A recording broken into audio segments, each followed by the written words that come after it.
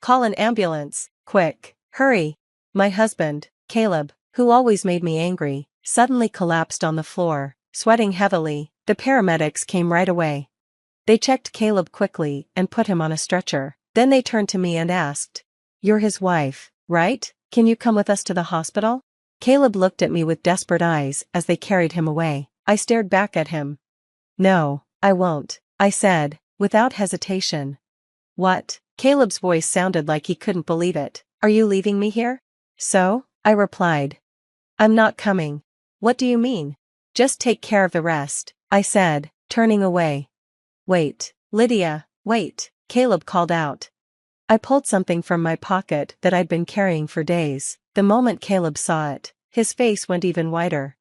"How dare you treat me like a servant all these years? This is my revenge. I will never forgive you."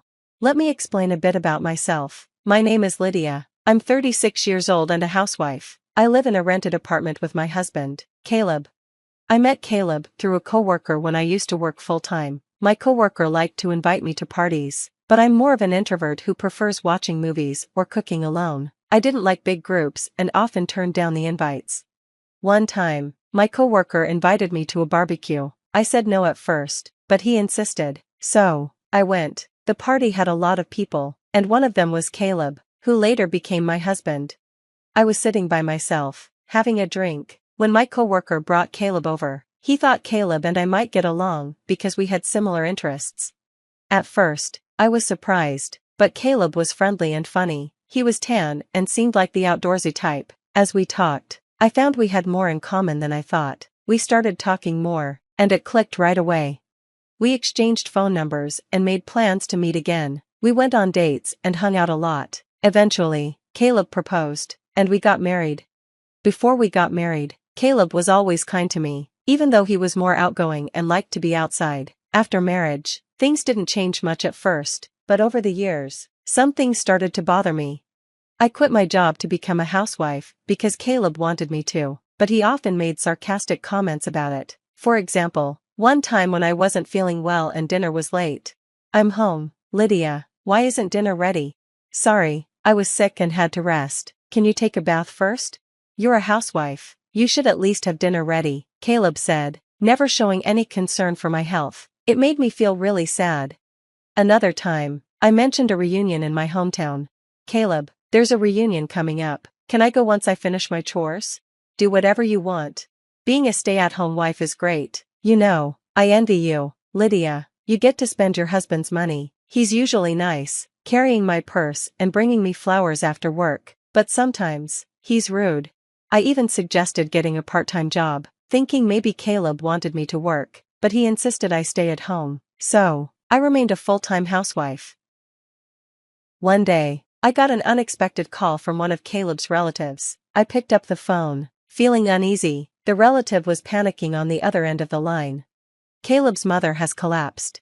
I froze, shocked by the news. The relative explained that she had gone to visit my mother-in-law earlier and found her lying in the yard. She called an ambulance, which took my mother-in-law to the hospital. I quickly rushed to get ready and ran out of the house. When I arrived at the hospital, they told me that my mother-in-law's condition was still unstable. As we were talking, Caleb arrived, out of breath.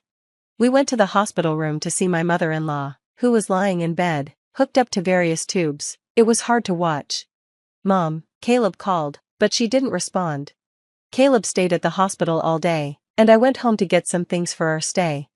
Over time, my mother-in-law started recovering and was able to sit up on her own, but she still needed help with most things. "I'm glad she can sit up now. I hope she'll be able to walk again with physical therapy," I said to Caleb. When my mother-in-law's discharge date was approaching, I told Caleb, we should start preparing for her to come home. Then, Caleb said something that confused me.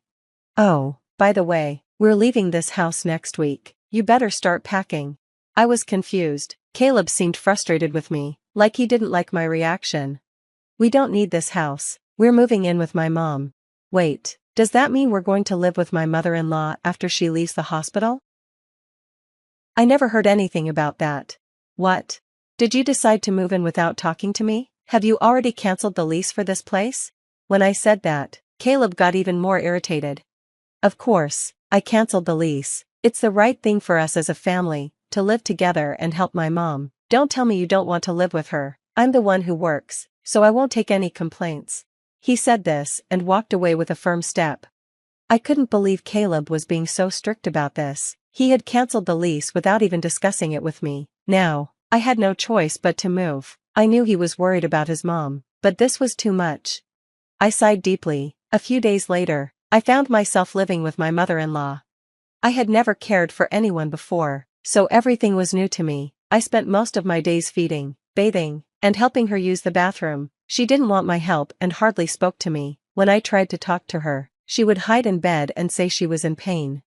Before she got sick, my relationship with her wasn't bad. We'd sometimes share snacks from the department store. Maybe she was too weak to care for anyone else. Caleb, on the other hand, rarely came home after work. He would go out for drinks and come back in the morning. If he stayed home, he'd find some excuse to leave, and when he was home, he'd just play video games in his room. One day, I decided to talk to him while he was gaming. "I know you're busy with work and drinking with your colleagues, but can't you help me take care of your mom when you're home, or at least help with the housework?" He didn't even look up from his game. "Why are you being so naive? Housework and caregiving are your job. I'm tired from working all day." "Well, I'm almost out of coffee. Can you make me some? And clean this room, okay? Also, take these clothes to the dry cleaner. I need them by Wednesday." Caleb gave orders and threw his clothes at me. This time, I couldn't hold back and snapped. "That's enough. I've been doing everything, housework and taking care of your mom, for the past month without a break. Why can't you help a little?" Caleb slammed his game controller onto the desk, stood up, and said angrily, "How dare you talk to me like that? Who do you think is providing for you? If you have a problem, then get out, take your stuff and leave." I hesitated, then said, "I feel bad for my mom. She's going to be left all alone with no one to care for her." I couldn't say anything else. It was true that I didn't have much money saved, and I couldn't leave my mother-in-law, who couldn't do anything for herself. I held back my feelings, picked up his clothes, and left the room. After 6 months of this difficult life, my mother-in-law passed away suddenly. One morning, I went to check on her as usual, but she wasn't breathing. I called an ambulance, but it was too late. Caleb was crying, saying, "I don't know why." But I couldn't cry. I felt cold seeing Caleb cry so easily. I thought, you didn't do anything to help her, and when I realized I didn't have to care for her anymore, I felt a strange sense of relief. I felt guilty for feeling that way. Time passed quickly. After the wake and funeral, I suddenly realized 2 weeks had passed since my mother-in-law's death. It was time to sort through her things. After Caleb left for work, I started cleaning her room. I packed her favorite clothes and accessories into boxes. It didn't take long since there wasn't much. Then, I opened a cabinet next to her bed. There wasn't much inside, but on the bottom shelf was a large can. I remembered it. It was a can of assorted sweets I had given her when she was still healthy. I wondered why the can was there. I opened it, and inside, I found a letter. It was addressed to me, starting with "Dear Lydia." I quickly opened the envelope and found a message written in trembling handwriting. "Lydia, I'm sorry for making you take care of me. I was ashamed of forcing you to work for me every day. I was also ashamed of my son, Caleb. I know how badly he treated you. Lydia, you should leave him and live your life the way you want." My mother-in-law knew everything. She knew how selfish her son was and how it was hurting me. At the end of the letter, she wrote, "I'm glad I could spend the last days of my life with you, Lydia. Thank you." That was when I cried for the first time since she passed away. It felt like everything I had been holding in finally came out. I cried until I had no more tears left, and then I made up my mind. I was going to divorce my husband. 10 days later, after finding the letter, my husband was still treating me like a servant. "Lydia, I'm missing a sock. Where is it? And take my car to the car wash today. You've got nothing else to do, right?"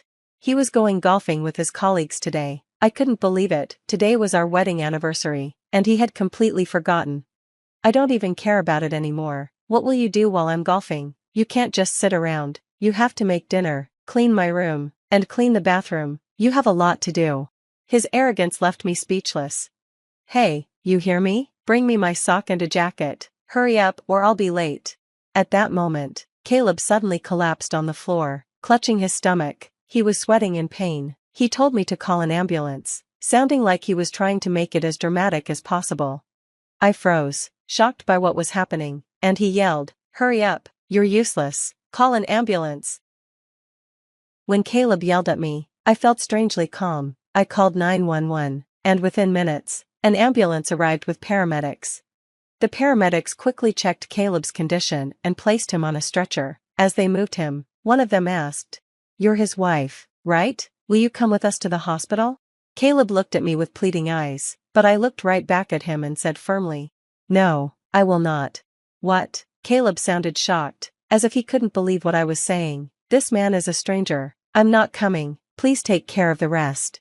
Then, I pulled out something from my pocket, the divorce papers I had been carrying for days. They were the ones I had been forced to sign after a fight with Caleb. He had always threatened me with them if I didn't obey him.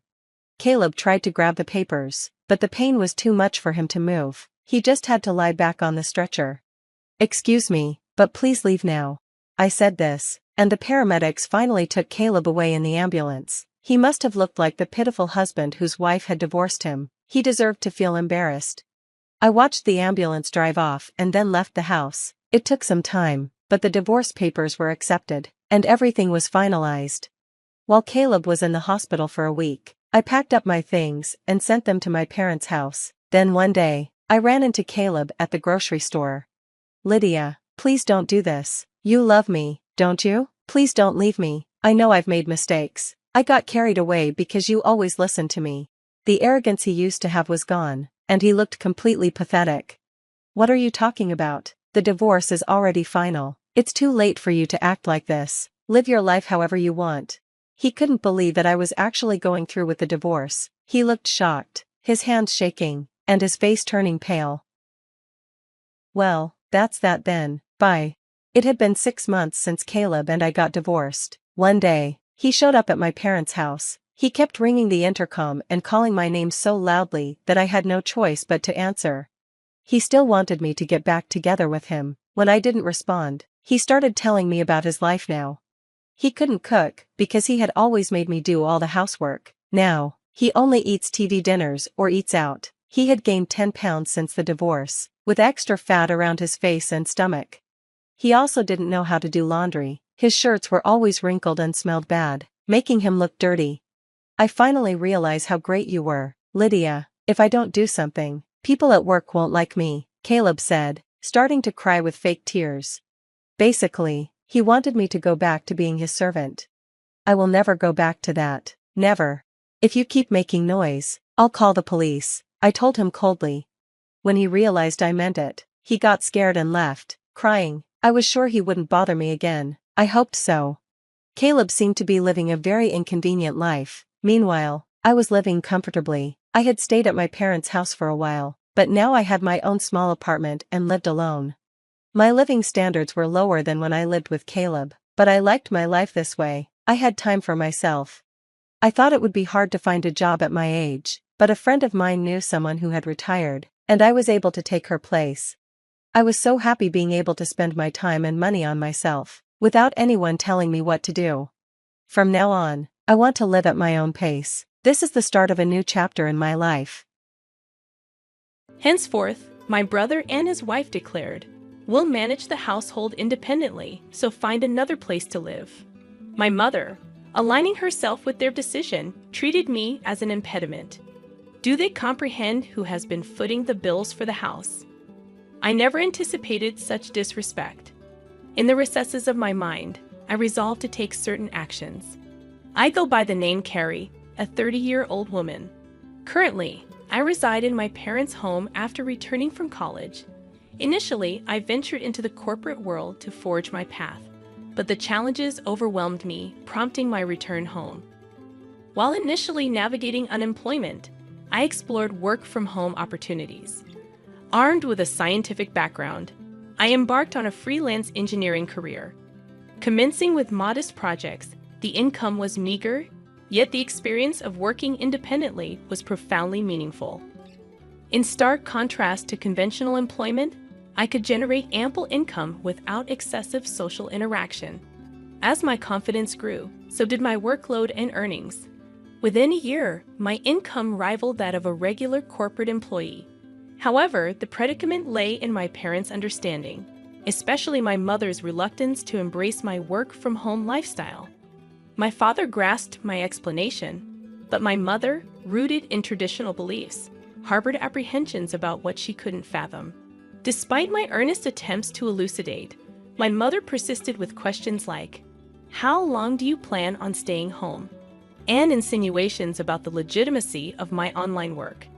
Despite presenting evidence of client emails and salary statements, my mother remained unconvinced.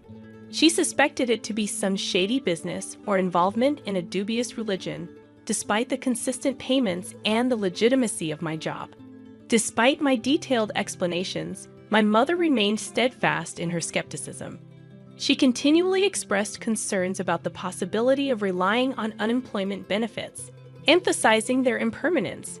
Although I had contemplated living independently, my savings were not yet sufficient.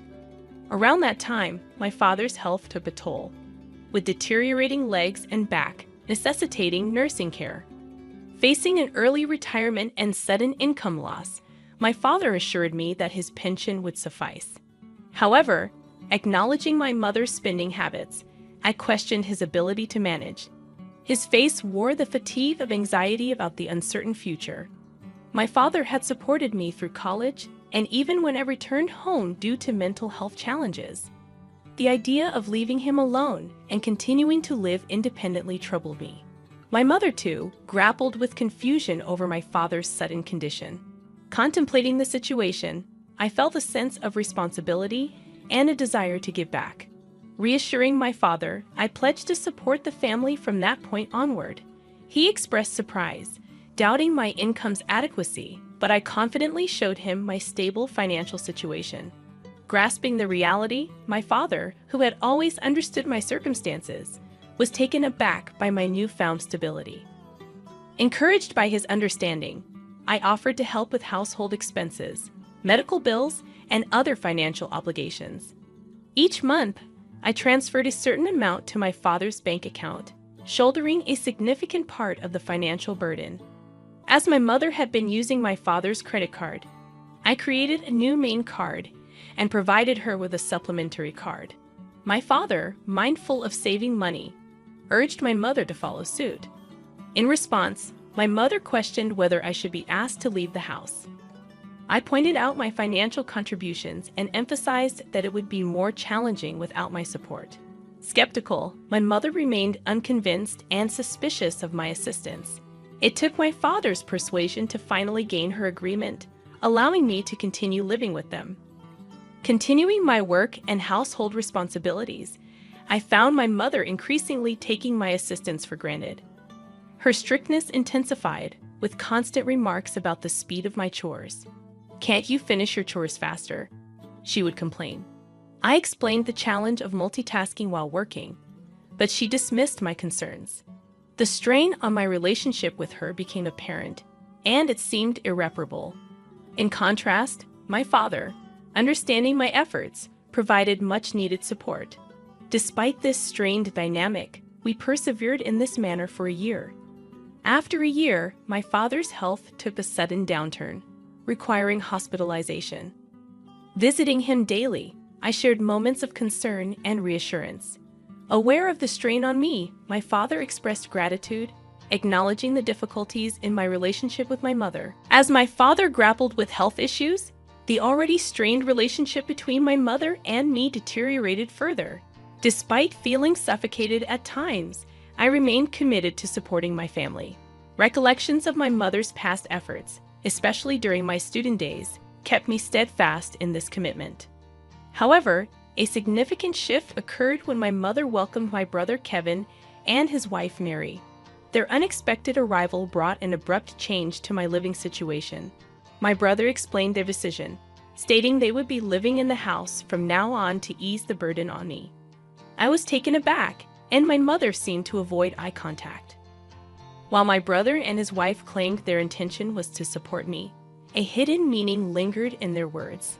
My mother, expressing gratitude, subtly hinted at my need to contribute more to the household.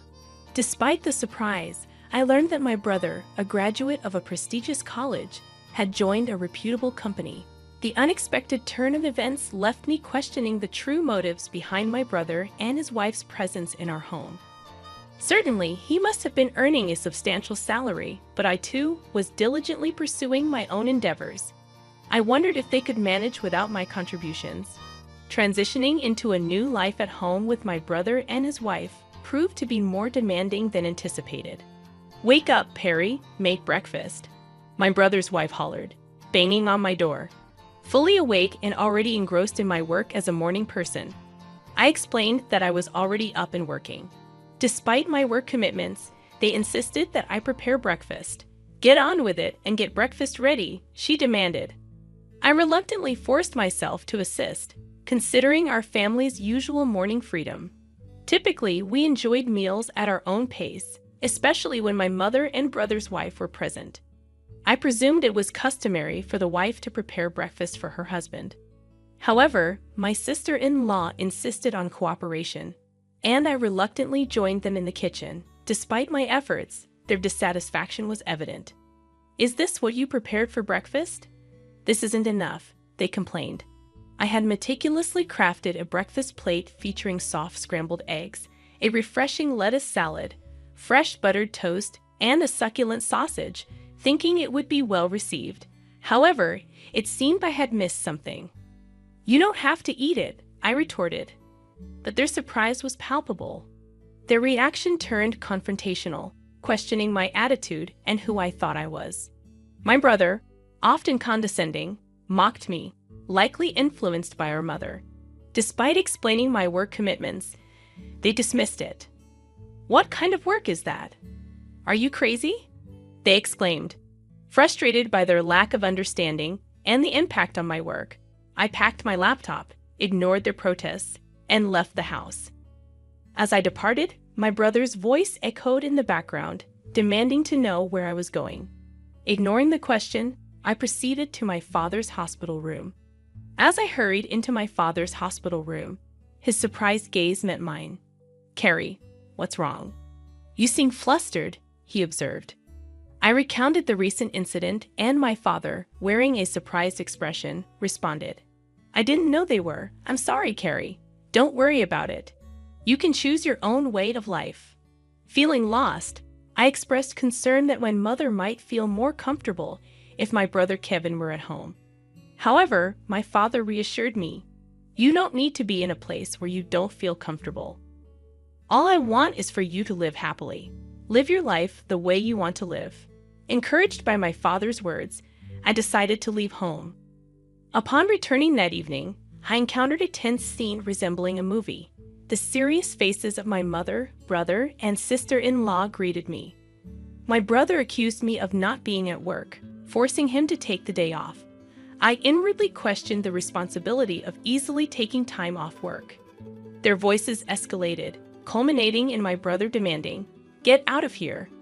From now on, the three of us will live together. If you don't want to stay, please leave. We don't need an overbearing presence like you to support us." It was a shocking statement, and I replied in surprise, "Why?" Ignoring my protests, my brother and his wife insisted on my departure, declaring that I was no longer needed in the absence of our father. My mother, aligning with their sentiments, regarded me as a hindrance. The frustration intensified as they dismissed my involvement in the family's finances and prioritized their own concerns.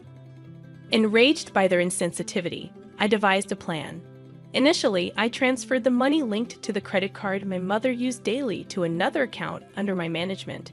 This subtle move aimed to surprise my mother when she could no longer access her credit card. I initiated a money transfer from my father's account, a crucial pillar supporting the family's financial stability. However, I ensured that only my father's medical expenses could be withdrawn from this separate account, unbeknownst to my mother. Consequently, a significant financial burden now rested on my brother and his wife. Though unaware of the intricate details of my brother's income, I was certain that he would feel the weight more than ever. After completing the necessary formalities, I gathered my belongings and declared my departure, saying, "I'm leaving this place." To my surprise, my mother, brother, and sister-in-law, who had been relentlessly harassing me, looked taken aback. Their astonishment revealed that they hadn't anticipated my decisive action, although, from the expressions on their faces, it seemed they were secretly enjoying the moment. As I announced my departure, they belittled me, expressing their relief. "You're finally leaving. We've never dealt with such a troublesome person. You're not coming back, are you?" In response, I asserted, "Of course not. Don't contact me." They smiled as I left the house, but I couldn't help but wonder what they would think after I had left. Embarking on a new life in a tranquil environment, I found solace and the freedom to enjoy my own time. Refreshed and focused, I immersed myself in my work. However, as expected, a call from my brother disrupted the peace. "I told you not to contact me. What's wrong?" I questioned. His voice conveyed surprise and urgency as he inquired about my involvement in the family's financial transactions. Confirming my role, I reminded him that I had mentioned my work several times, but neither he nor our mother had believed me. Expressing confusion, he admitted, "Well, Mom said a lot of things, and I was a little confused." Acknowledging that it wasn't my fault, he revealed a financial predicament. With my absence, they struggled to manage expenses, and my mother's spending had exacerbated the situation. Though sympathetic, I asserted, "I was able to support you in many ways because I was at home. I'm not there anymore, so you have to handle it, Carrie." I found myself in an unexpected situation when my brother contacted me, urgently requesting assistance in transferring money to his bank account. Perplexed, I asked if he was joking, given that he worked for a sizable company. However, to my surprise, my brother confessed that he had been fired from his job due to a significant mistake. His revelation left me speechless, and I realized that he might have returned to our parents' house assuming there was enough money available. Perhaps he relied on the notion of a stable pension following our father's retirement. Wanting to enlighten my brother about my financial contributions to the household, I found amusement in the thought of his astonishment upon learning the truth. His wife and my mother joined the plea for financial aid, claiming they were on the verge of running out of savings. My mother even revealed that my father refused to contribute to household finances any longer. In response, I firmly declared that I had supported them enough, urging them to work hard and support themselves. I severed communication, emphasizing my decision to distance myself from their financial struggles. My father, recognizing the strain in his relationship with my mother, consulted a lawyer and opted for a quieter life in a different place. While I continued to visit my father daily, a friend shared my brother's recent struggles. He had moved into a modest apartment, leading a frugal life. My mother, once a homemaker, faced challenges in her sudden job, while my brother found it difficult to adapt to the opinions of younger colleagues. Despite his wife's efforts, she succumbed to the pressure and departed, leaving my brother and mother to navigate their challenges together. Concerns lingered for my mother, who maintained her habit of overspending, accumulating debts. However, I recognized my limitations in offering assistance. Focused on my own endeavors, I worked diligently in a comfortable living space, gradually accruing more resources. Contemplating new ventures, I aimed to spend quality time with my cheerful father, appreciating every moment with him.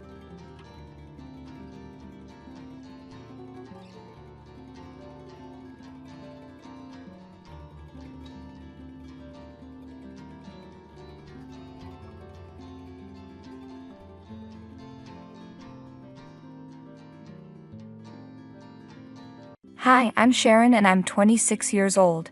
When you reach this age, things start happening around you, just like they did for me. I was about to marry the most amazing man I had ever met. Craig was everything I ever wanted and more. We met on a boating trip. I was with some friends, and he was there for a business meeting in Maryland. I wouldn't call it love at first sight because it wasn't. In fact, during our relationship, we went through many phases before realizing we were meant for each other. My family adores Craig.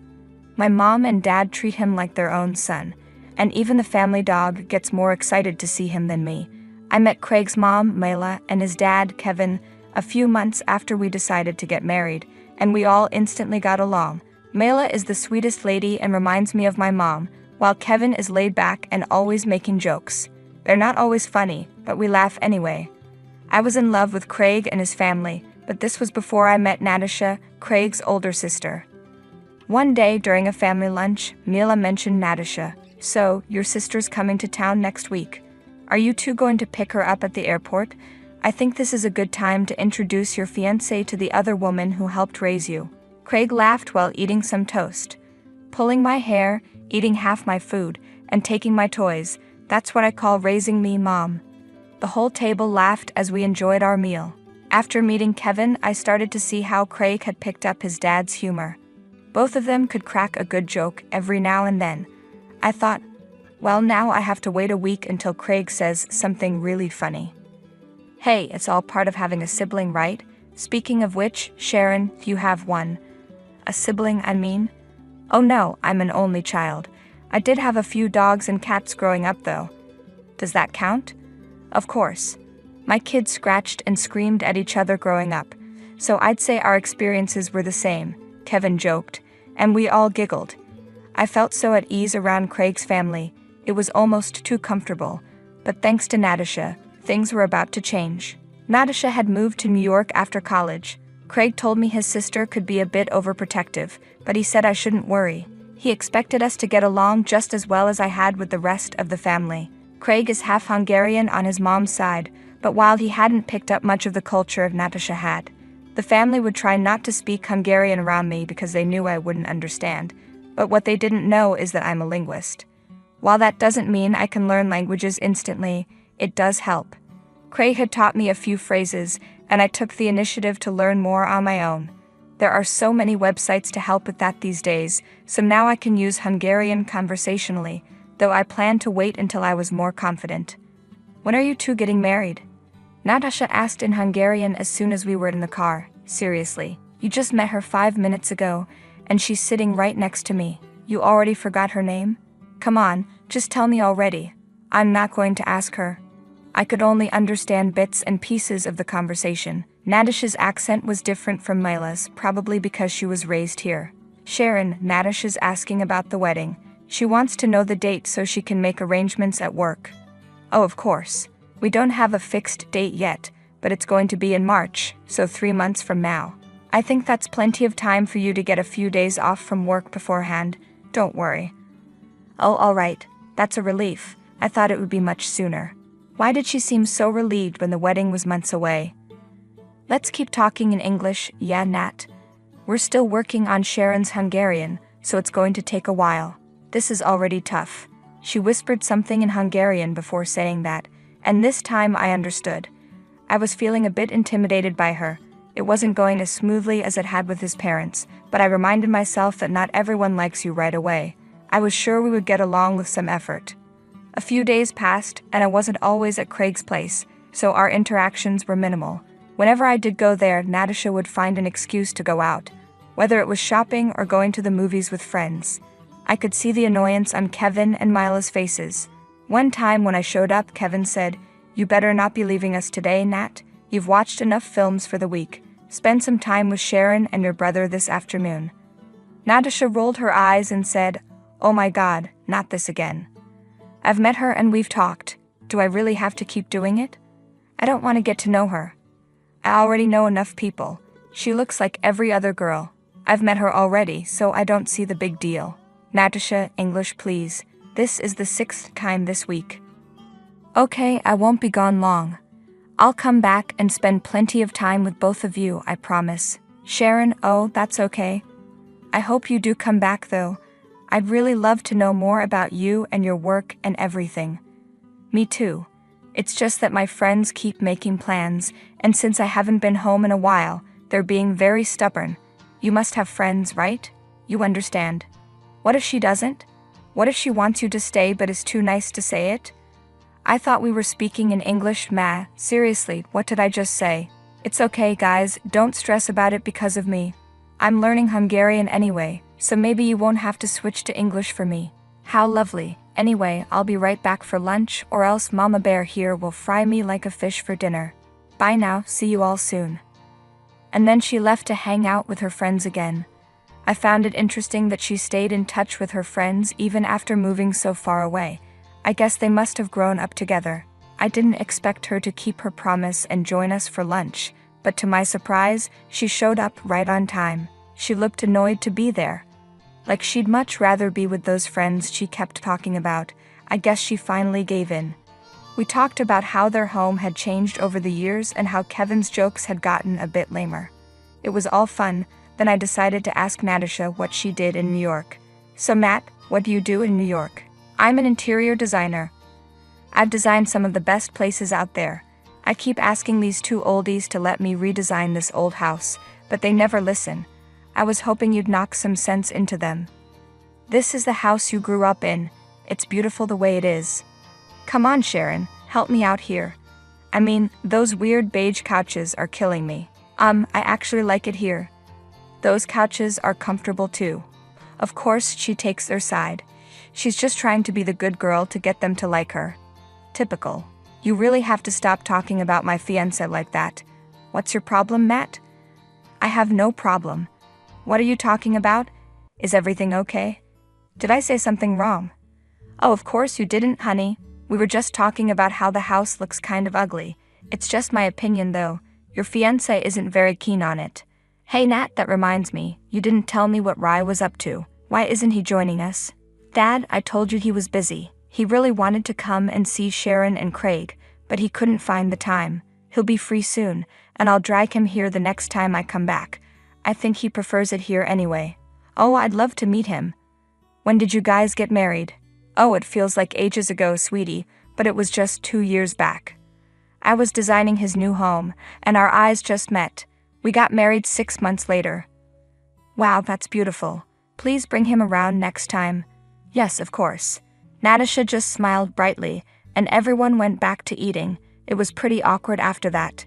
The conversation switched to other things like the wedding, the venues, the number of guests, and all that, but Natasha didn't show any interest in any of it. She just ate quietly.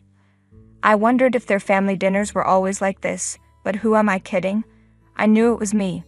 My Hungarian had improved enough to know that Natasha didn't really like me much. She thought I was just trying to impress Kevin and Mila so they'd like me.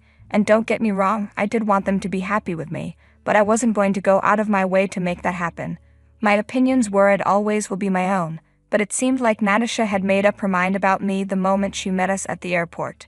The more time I spent around her, the more I started catching unpleasant phrases in Hungarian. She would talk to her friend on the phone and say things like, I don't know why my idiot brother is marrying this girl. What does he even see in her? She doesn't do or say anything interesting and she has no idea how to speak Hungarian. She'd have more frequent conversations on her phone when we were all together, like she always preferred talking to someone else. Sometimes her phone would ring late at night and she'd be on the call for hours. I assumed it was her husband. She used her words like a sword so often that it pushed me to work even harder on my Hungarian. I felt like I needed to be less meek and stand up for myself a bit more. I wasn't going to just sit there and let Natasha insult me in her language whenever she felt like it, so I became determined. After spending a few days with us, Natasha went back to New York. During that time, I doubled my efforts to learn Hungarian. I was an assistant professor at the university, and even though my subject was linguistics, one of my colleagues, Jenna, was a master in many languages. Hungarian just happened to be one of them. I decided to meet her after hours and talk about my situation. So, as you know, my fiancé is half Hungarian, and like they say, Jenna, knowing someone's language is one step closer to knowing their heart. Not to be cheesy, but I've been trying hard to learn the language. I know a little now, but you're the master. Do you think you could help? Well, I suppose I could. Tell you what, buy me a sandwich for lunch, and I'll let you attend my elementary Hungarian classes for a while. It should be enough to help you catch on to the grammar. That sounds perfect. But you can't attend the whole semester since you're not a student. Attend a few initial classes with the new batch, and I'll help you in private later on. Also, I know you're doing this for your fiancé, sweetie, but are you sure about it? Hungarian is a difficult language to learn. Aren't all languages difficult? I think with enough determination, I can at least become a better conversationalist. A lot of effort also falls on you whenever I ask. Don't worry, I won't mind.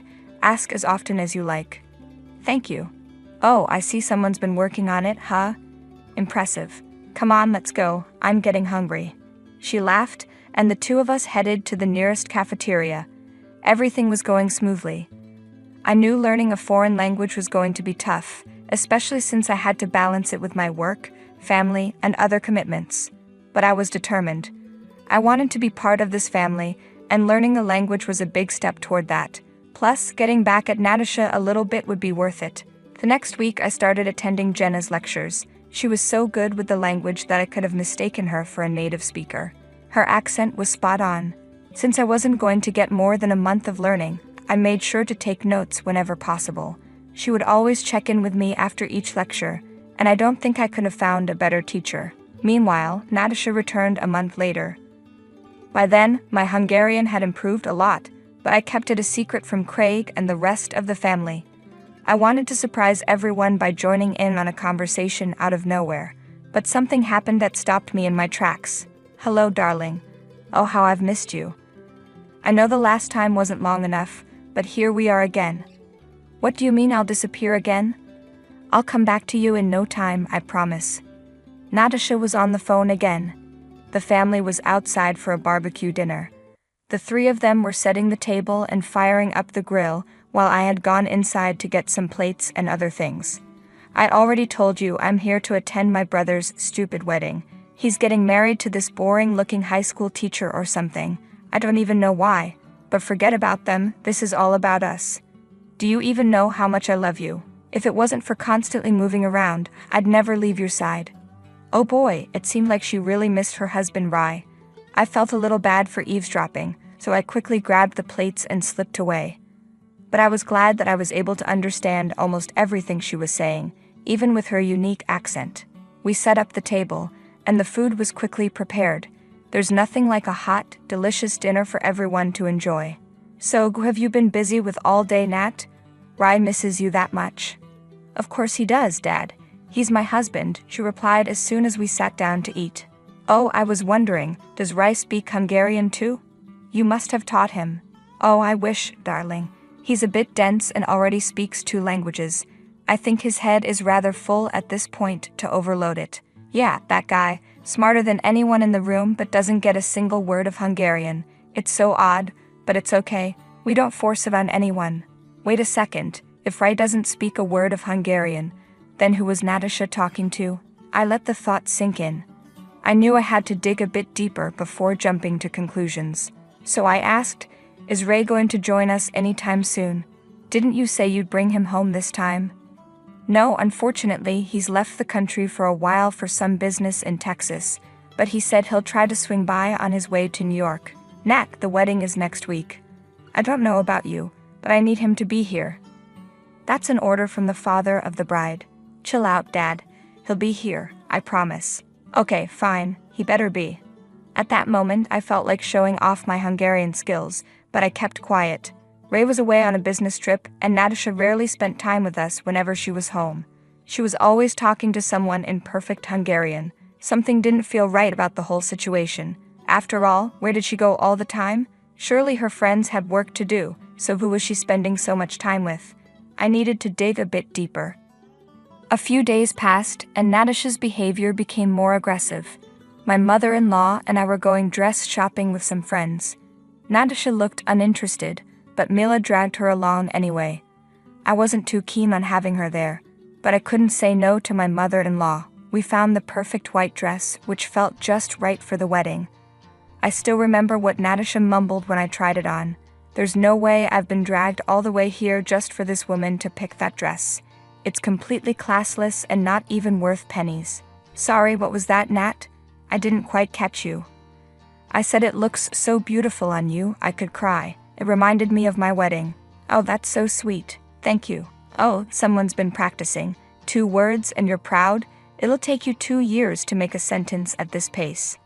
I just smiled at her as if I didn't know what she was saying. The days kept rolling by, and the wedding day was getting closer.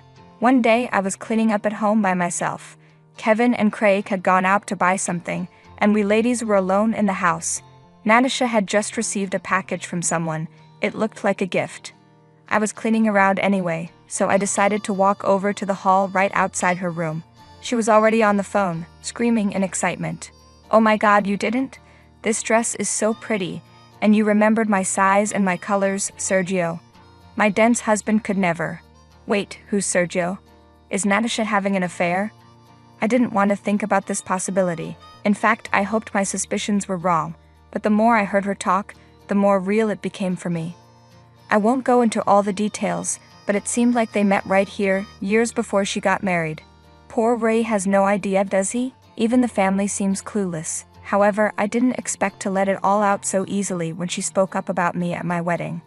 The day arrived and the ceremony gave me butterflies. Craig and I were finally united, but it was the after party that was the highlight of the evening.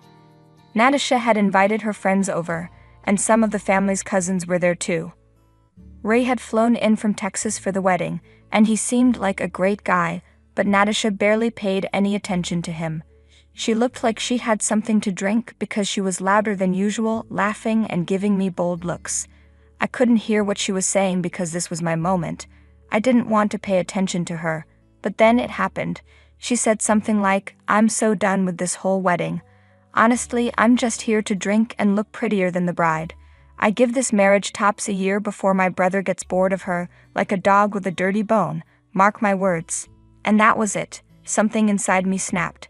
When everyone was at the table, I lifted a glass and tapped it with a spoon to make a toast. That's when I let out all the Hungarian I'd practiced for so long. Even Jenna was at the table, and I knew I had to impress her. So, as you all know, I've been practicing my Hungarian for a while now. Today, I can proudly give a speech without stumbling, all thanks to my teacher Jenna. Thank you, Jenna. But today isn't about you or me, it's about Craig and his family. I've loved everyone so much. Mila, Kevin, oh, and my dear Natasha. I thought Natasha was the perfect sister to my Craig, but you know, maybe that's why I was so disappointed in her. Disappointed? Can you speak in English so we all understand, please? Oh, I'm sure Natasha will fill you in, Ray. Anyway, a few weeks have passed now, and I can't keep this in anymore. Nat, I'm so sorry for you and Ray, but whatever you've been through, I don't think cheating on such a good man is the right thing to do. Could you please put down that glass and tell everyone who Sergio is? Natasha's jaw dropped, her eyes wide open as the blood drained from her face. She stuttered as she tried to speak. What are you talking about, you insane woman? I'm sorry, is it too difficult for you to get in Hungarian, with all the wine you've had today? Let me put it simply, Sergio. He's your secret lover, isn't he, Nat? He gave you that beautiful dress you've been talking about on the phone all this time. Honey, what is going on right now? Ask your sister. She's the one who's been cheating on Ray for so long. How long exactly, Nat? Care to tell us in either of the two languages? The whole dinner table fell silent. Natasha was getting all sorts of looks from everyone. Ray looked like he was in complete disbelief. It was as if someone had dropped a bomb in the middle of the room. Is this true? Ray asked. Natasha didn't say a word. Tears began rolling down her face as she slammed her glass on the table and ran off. Ray just sat there, shell-shocked by everything. The table was silent for a while until I announced it was time to hit the dance floor. Soon, everyone decided to deal with the awkwardness later and danced a few steps with their partners and dates. Ray and Natasha disappeared from the wedding. A few months later, their divorce came through quite unexpectedly. I never heard from Natasha again, and she never came back home. Mila and Kevin were quite disappointed in her for what she did, and it was awkward between us for a while. But they appreciated that I exposed her sooner rather than later. Either way, that look of sheer fright and anguish on her face was worth it. I don't think she'll ever find a man as good as Ray again. Good riddance to her for sure.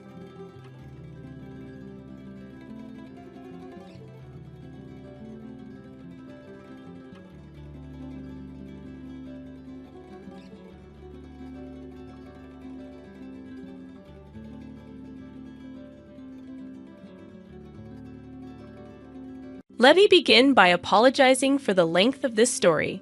When I was 15, my dad passed away. He and my mom weren't particularly close at that time, so while his death hit me hard, my mom didn't seem as affected as one might expect. I decided to join the military at the age of 17, spending my first year away from home. During my absence, my mom remarried, but I didn't really connect with my stepdad.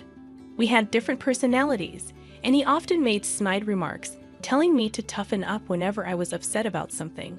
Although both of us were at fault for our disagreements, they never escalated too far. After serving for nearly 5 years, I was medically discharged. My mom and stepdad welcomed me back home, assuring me it was a happy reunion. I intended it to be brief, just until I found a job and got back on my feet. I even offered to pay rent, but they declined. However, just 3 days after returning home, my stepdad approached me about contributing to the rent. I was puzzled, but since it was his house, we agreed on an arrangement. Strangely, he never mentioned this to my mom, so I assumed he preferred to keep it between us. I never asked for assistance from them, not out of spite, but because I wanted to be independent. In contrast, my stepdad, who was only slightly older than me, had received substantial financial support from my mom and her husband. They paid for his education, his car, and his living expenses throughout college and beyond. It felt disheartening that he received all this help, while I was immediately asked to pay rent. Despite our age difference, we got along fairly well. The only issue was this disparity in support. After 3 months, I moved out and soon after met a girl I was crazy about. We started dating, and I was ecstatic throughout the relationship. However, I was apprehensive about introducing her to my mom, fearing her judgment. Surprisingly, my worries were unfounded. My mom and my girlfriend got along remarkably well. My girlfriend didn't have much of a family, and my mom and stepdad became like family to her. They bonded so well that they would hang out together, sometimes just the two of them. I was thrilled to see this connection, and my stepdad even liked her, which brought us closer together, a bond I hadn't known I wanted until then. My stepdad had overcome significant challenges in his life. His father had abandoned their family, and he managed to put himself through school, securing a high-paying job on his own. I admired his self-reliance immensely. After a year of dating, I knew I wanted to marry this girl. When I shared my feelings with my mom and stepdad, they seemed genuinely happy. She had already become an integral part of our family, practically one of us. My mom then handed me her engagement ring, a precious heirloom from my dad, which she had kept. The job I had didn't pay much, so I thought, even if it wasn't the ultimate ring, it should always have a special place. I considered it a great placeholder. When I proposed to my girlfriend with the ring, she told me it wasn't just a placeholder. She absolutely loved it. I had never been happier in my life. We started planning our wedding, and to my surprise, my mom and stepdad offered to help with the finances. It was the first time they had offered me financial assistance, and it felt surreal.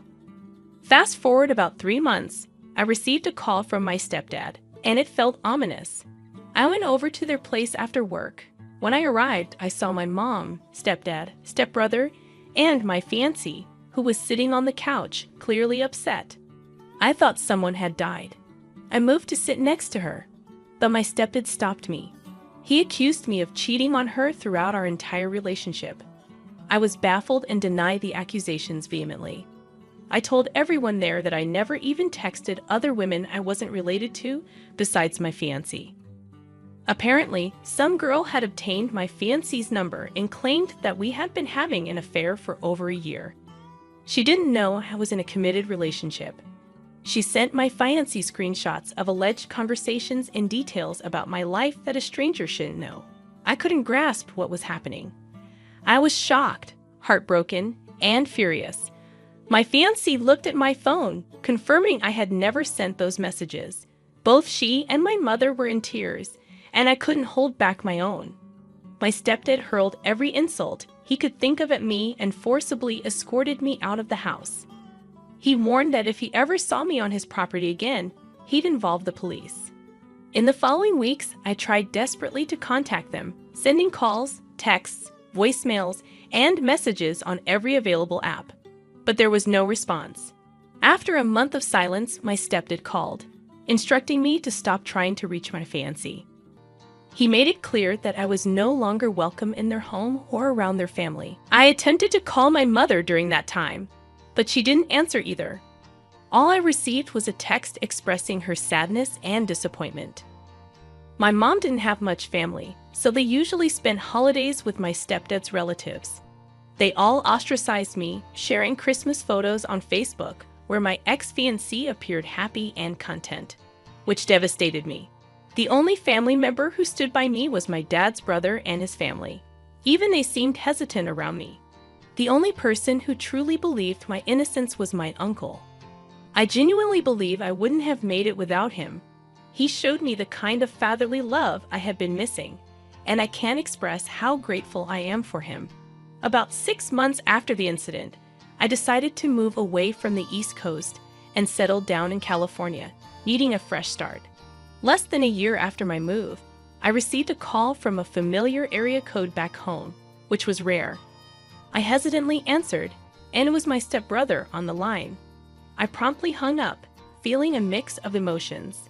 He called back, and after much internal debate, I answered that night. The conversation was awkward at best. He told me my ex-fiancée had been devastated for a long time. It took her nearly a year to even consider dating again. Meanwhile, I hadn't moved on at all. A few months into her dating attempts, my stepdad encouraged my stepbrother to ask her out. Things seemed all right in the beginning, but they never really clicked. Apparently, my stepbrother confided in my stepdad about this, who, in a fit of misguided advice, told him, "I didn't get rid of my name for nothing. She's a great girl. You need to figure it out with her." I was dumbfounded, quickly replaced by anger. It turned out my stepdad had orchestrated a scheme. He got a girl I didn't know to pose as someone I had an affair with, forging message screenshots and sending them to my ex-fiancée. My stepbrother had been burdened by this information for about a month before he finally revealed the truth to me. He was planning to tell my mom and ex-fiancée the next day. I asked him to hold off on contacting me, giving me time to process everything. That was last Tuesday. I reached out to him recently, telling him I was ready to talk to them, and they could call me tomorrow. I don't know what to say, and I'm uncertain about forgiveness. So far, the only person I've confided in is my uncle, who I asked to keep this to himself. I apologize again for the length of this. My therapist happened to be on vacation, and I needed an outlet. As for the top advice before reading the updates, you're right. My stepfather is toxic, insecure, and narrow-minded. I genuinely appreciate your perspective. I've come to realize that staying no contact with them is the best decision for my well-being. While I might understand why my ex-fiancée believed the false accusations, it doesn't mean I should rebuild any kind of relationship with her. She didn't trust me or give me a chance to prove my innocence. There are plenty of other women out there who won't be easily manipulated or carry the baggage of mistrust. I'm deeply sorry for all the pain this situation has caused, but I acknowledge that my life will be happier without any of them in it. I can see that this is a lot for you to digest, and I'm relieved that the truth has finally come to light. You have every right to take your time in deciding whether you want to rebuild the relationships that were damaged. It's important to remember that you have the option to do what's best for you. I strongly recommend starting therapy as well, as it can be a valuable resource for processing everything you've been through. We would love to hear from you again and support you as you navigate this challenging situation. As for the first update, I apologize for the delay. It's completely understandable given the circumstances. Your stepbrother reached out to you this morning and provided more details about what happened. Apparently, what your stepfather had initially told you wasn't the whole truth. He was careful with his words, seemingly to avoid directly implicating himself, but heavily implying his actions. It's worth noting that your stepbrother is quite astute. He didn't rush to confront your mother and fiancée in a shouting match with his dad. Instead, he took a more thoughtful approach that you might not have considered. He managed to track down a girl who had been in contact with your stepfather, presumably through Tinder. This discovery strongly suggests that your stepfather had been involved in extramarital affairs, which understandably angered you for obvious reasons. The girl admitted that she didn't sleep with your stepfather, but the truth or falsehood of that statement didn't hold much significance for you. What mattered was that your stepbrother talked to her sharing a story and convincing her to cooperate. It appears that she was well aware of her actions, and the revelation of what happened to you seemed to affect her profoundly. Regardless of her motives, her willingness to cooperate was what counted. She was compensated with $1,000 for making a phone call, and she was given instructions on what to say and provided pictures as evidence. Your stepbrother also offered to pay her again, for the record. She agreed to do it without charge, and it happened just yesterday. My stepfather is away on a business trip until Wednesday, so it was just the four of them there. She came in and spilled everything to my mom and ex-fiancé. My stepbrother mentioned that tears started flowing almost immediately from all three of them after he disclosed everything. He informed them that I was in California and that he would let them know when I was ready to be contacted. To provide some context, here's a bit of backstory to help you understand my mother and ex-fiancé a little better. Please note that this is not an excuse for their actions. It's merely meant to shed light on their behavior. After my dad passed away, my mother and I became incredibly close. We were each other's support system. However, when I turned 16, I started drinking to cope with my emotions. One New Year's Eve, I ended up out with my friends, leaving my mom alone at home. She texted me, expressing her sadness about being by herself. And from that moment, things were never quite the same between us. My mother has always been the type of person who needs someone around. She struggles to handle being alone. When her love for my dad started to fade, I felt the void. Later, when I grew up and moved out, my stepfather filled that void. As for my ex-fiancée, she never had much of a family and had serious trust issues due to her past relationships.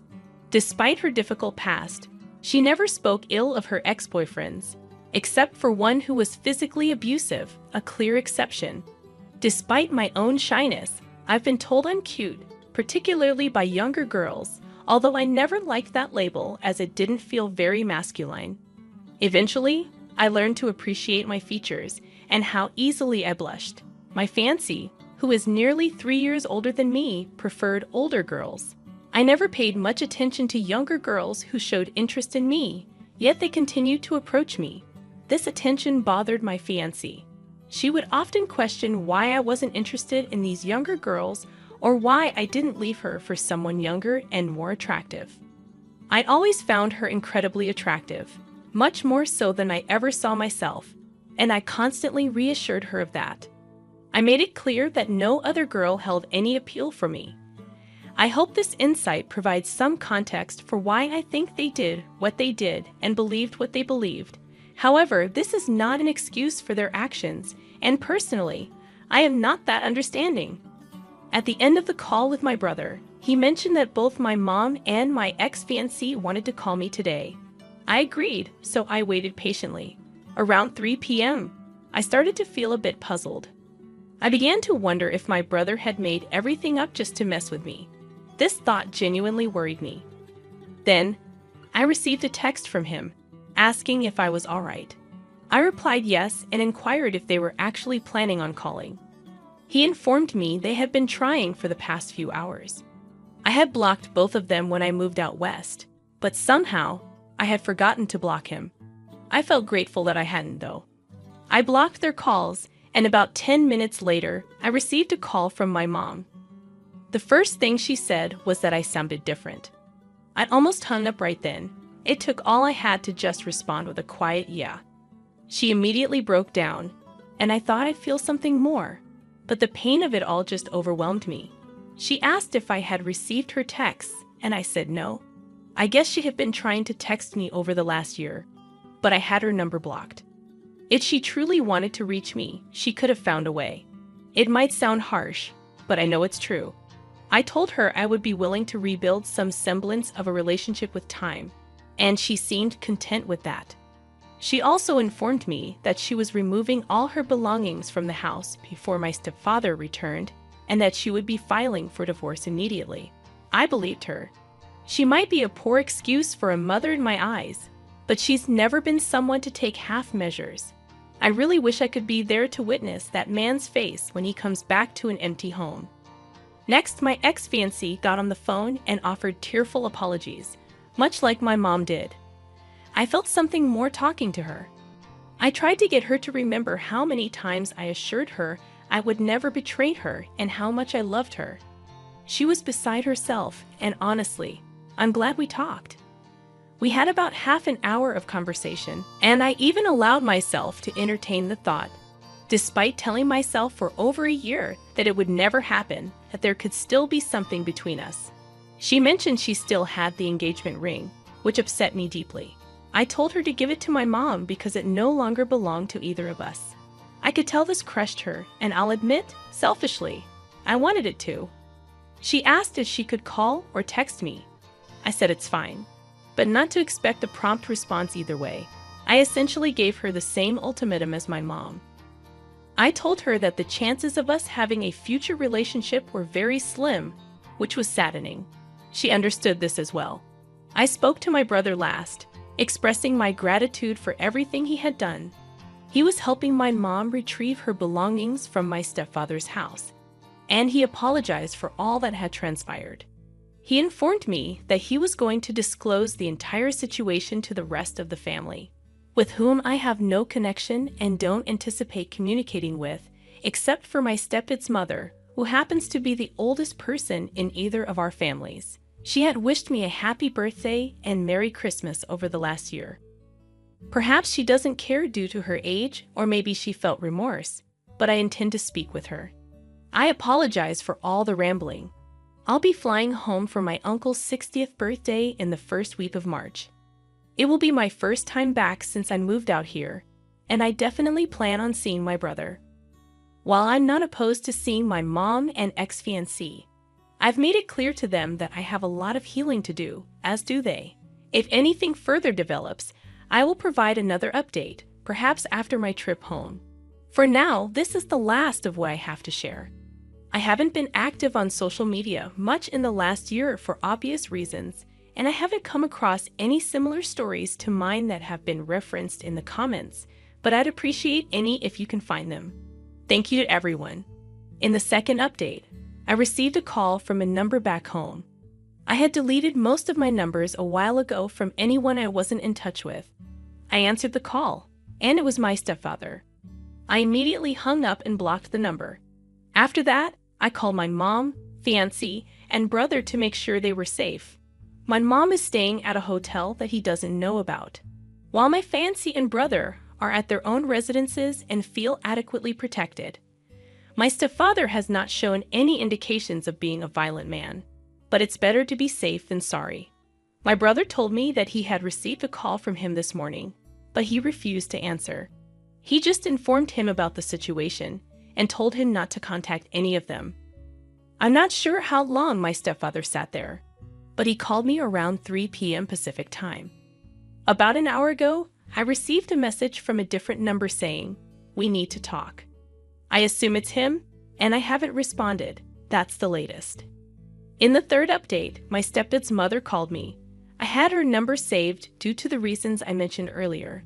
I was a bit concerned that it might have been him trying to gather information, but it wasn't. She's a very kind lady who didn't have to be nice to me in any way, but she showed me compassion. She was very pleasant and wished me well, while also apologizing on behalf of the family. I thanked her and wished her the best as well. It was surprising that this message came from her.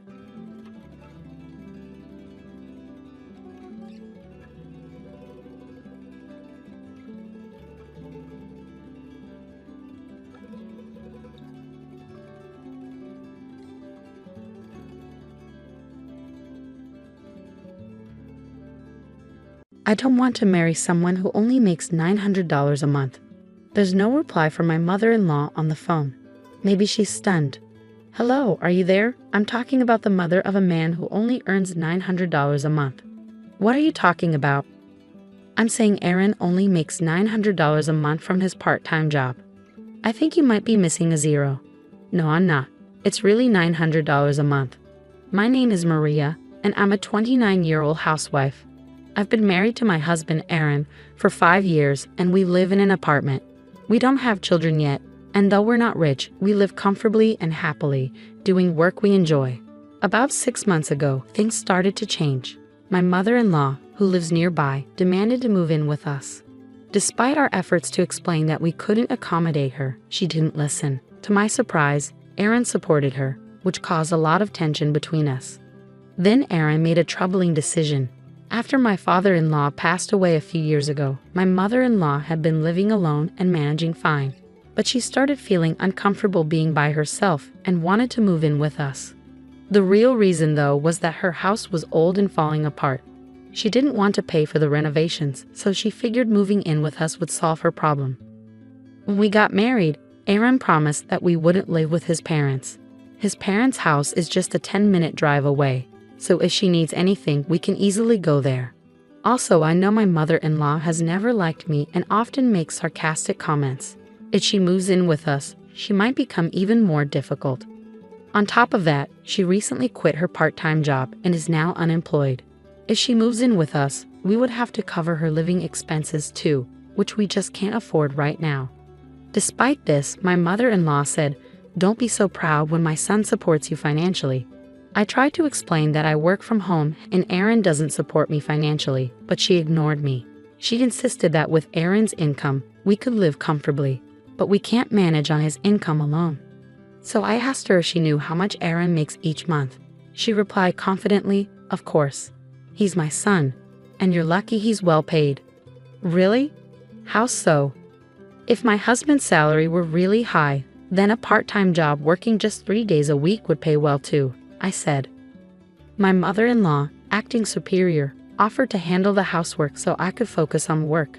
She then criticized me, saying, "You can't manage your finances well even though my son earns so much. Aren't you a big spender?" I responded, "No, I'm working hard every day and saving money. I'm not a spender." She then said, "Aside from money, this apartment is too small for 3 adults." When I mentioned that, she casually asked, "Do you want to move to a bigger place or buy a house?"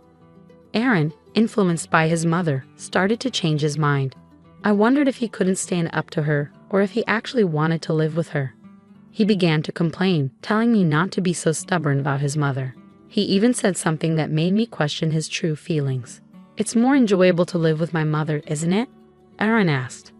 "What are you talking about?" "He says she'll take care of the housework for you. It would make things easier for you, Maria." Aaron seemed fully on board with the idea of moving in with his mother. I didn't know what to do. I tried to resist as much as I could, but out of frustration, Aaron took drastic action. While I was out for the day, he moved out of our apartment. When I came home that night and saw that his things were gone, I immediately called him. "Where are you? All your stuff is missing." "Yes, I moved out." "You moved out? Where did you go?" "I bought a house." "Bought a house? With what money?" Hello." It sounded like my mother-in-law was covering the phone. "Yes, that's right. My son and I will be living in the new house for a while. We might move in with you later if you change your mind. You probably can't even afford the rent there on your own. You better be sorry." "Okay, well, excuse me. Hello?" My mother-in-law kept making sarcastic comments, but I felt ridiculous and ended the call quickly. They bought a house? They must be lying. There's no way Aaron and my mother-in-law could afford a house with their finances. I don't know where they are, but they can do whatever they want. Honestly, I can live on my own without Aaron and manage financially. I was already paying the rent myself, so I'm not worried. I started seriously thinking about divorce. A few days later, I got a call from my brother. "Hey Maria, long time no talk. You know Aaron and his mother are at my house, right?" "What?" "My brother owns a house. After he bought it, he got transferred, and I've been managing the house since then." "Hold on a second." I immediately checked the safe in the bedroom. The key to my brother's house is missing. "Tom, the key is gone." "Did you call Aaron?" "No, I'm actually watching the house from outside." "I'm sorry, Tom. It's a long story. I think I have a pretty good idea of what's going on." "What should I do?" "We can call the police right away." "Yeah, but they're your family. I don't think the police will intervene." "That's true. I'm sorry. I'll handle it in a couple of days. Can I ask you to wait a bit?" "Okay, let me know if there's anything I can do to help." "Thanks." As soon as I got off the phone with my brother, I called my husband. "Oh, I hope you're feeling sorry by now. Why is my mother-in-law picking up? Where are you?" "Oh, you don't sound very sorry, do you? Where are you?" I don't need to tell you anything, my mother-in-law said smugly. You're desperate, aren't you? You don't want to give up your husband with a $9,000 monthly salary, she continued. $9,000 salary? Who were you talking about? Of course it's my son. A son with enough money to buy such a splendid house. Ha ha ha. I couldn't help but burst out laughing. What's so funny? She asked, sounding offended. Aaron said that if you don't listen to him, he's willing to divorce you. I see. Then divorce is fine, I replied calmly. How stubborn are you? If he dumps you, he won't be able to make it on your own, will you? Of course I will, I said confidently. I don't want a husband who only makes $900 a month. There was no response from my mother-in-law on the other end of the phone. Maybe she was speechless. Hello? Are you there, the mother of a man who only makes $900 a month? I asked again. What are you talking about? She finally replied. I'm saying that Aaron makes $900 a month from his part-time job, I explained. I think you're missing a zero, she said. No, I'm not. It's $900 a month. When I asked Aaron about his salary, he said around 9. Yes, that's right, around 9, I confirmed. Well, I guess it's hard to believe that your son only makes $900, I said. $9,000 is quite a high salary, she replied, still clinging to her misconception. It was thanks to my salary that we could pay all our expenses. By the way, my salary is around $500. You mean $5,000, according to how you're thinking. I'm not being supported by him. My husband quit his job a few years ago. Since then, he's only worked part-time 3 days a week. When I told my mother-in-law about this, she didn't react. I continued with my story. By the way, the house you're living in right now, the one you think my husband bought, it actually belongs to my brother. What? No, Aaron bought this house, she insisted. My brother bought the house, and I was in charge of it while his family lives in another area. He gave me the key, and Aaron took it without permission. What you and Aaron did is a criminal act, and I'm going to report it to the police.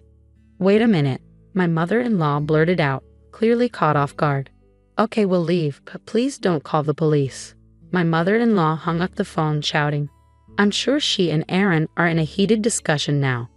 When I went to check on my brother's house afterward, both Aaron and my mother-in-law were gone. They must have rushed back to her house in a panic. I immediately contacted my brother and apologized for the trouble my husband had caused. I still had one thing left to do, divorce my selfish husband. I signed the divorce papers and sent them to my in-laws' house.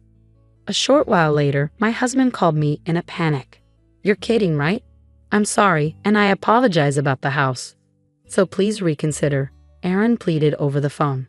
I can't be married to a thief. Please enjoy living with your mother, whom you love so much. I can't stay with someone who doesn't respect me. Get a full-time job and good luck making $9,000 a month, I replied firmly.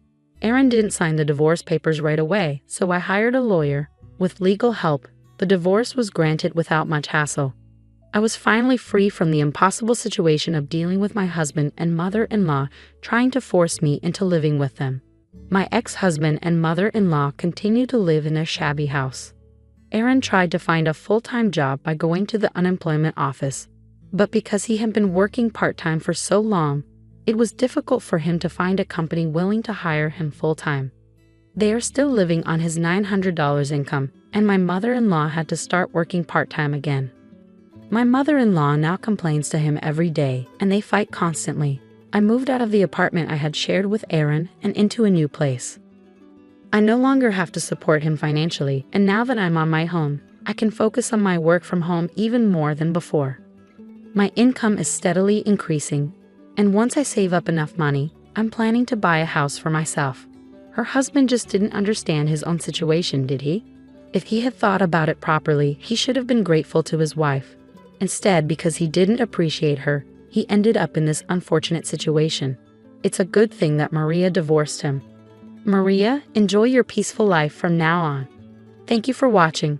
Please subscribe to the channel if you enjoyed this video. See you in the next one.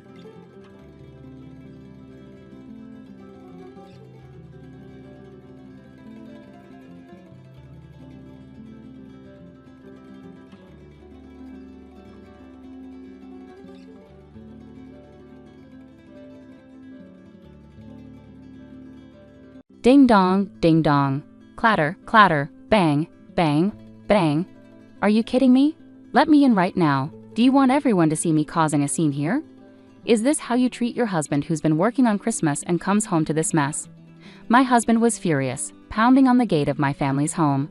Christmas is usually a special time for us, just before the big day. I accidentally found an envelope recently that revealed my husband's betrayals. As a wife and mother, I've been living through miserable and hopeless days since then. He had been working late, he said, but really he was spending our money on his girlfriend. He barely even bought presents for our kids. I couldn't stand it anymore. I opened the door and confronted him in front of my family. And then, what? What's going on? I'm just an ordinary housewife, living with my husband and 2 children. Depending on your values, some people might spend Christmas Eve with a boyfriend or girlfriend and Christmas Day with their family. And that's how it was for me. I have a brother and a sister, and since we were young, if any of us were dating someone, we'd spend Christmas Eve with them. Our family does things a bit differently from others. We don't always celebrate Christmas on the 25th because of our jobs. Both our parents and us have work that keeps us busy even on holidays. So instead, we made our own tradition, celebrating Christmas when we all had time off during the winter break. We'd cook together, enjoy cake, and watch special year-end TV shows. As we grew up and became independent, my brother, sister, and I kept up this tradition in our own ways. A few years ago, I got married and had children of my own. At first, celebrating Christmas Eve with my husband and our child was a joyful time. But over time, our relationship changed from being romantic partners to focusing more on our family as a whole. Christmas Eve started to feel more like a routine than a special occasion. Eventually, we both agreed that our children's happiness was what mattered most at Christmas. Any discussion about what to do on Christmas Eve slowly faded away. So when my husband said, "Sorry, I might be stuck at work overnight on the 24th. The kids celebrate Christmas on the 25th, right? I'll try to be back by then," it felt like a natural progression of how our Christmas traditions had evolved. I wasn't particularly emotional when I realized my husband wouldn't be home for Christmas Eve. It was just another sign of how our relationship had changed over time. Despite this, I still love him deeply and I'm content with our life together. So I focused on preparing for our kids' Christmas alone, considering it another form of happiness. Hey, is this all the money we have for living expenses this month?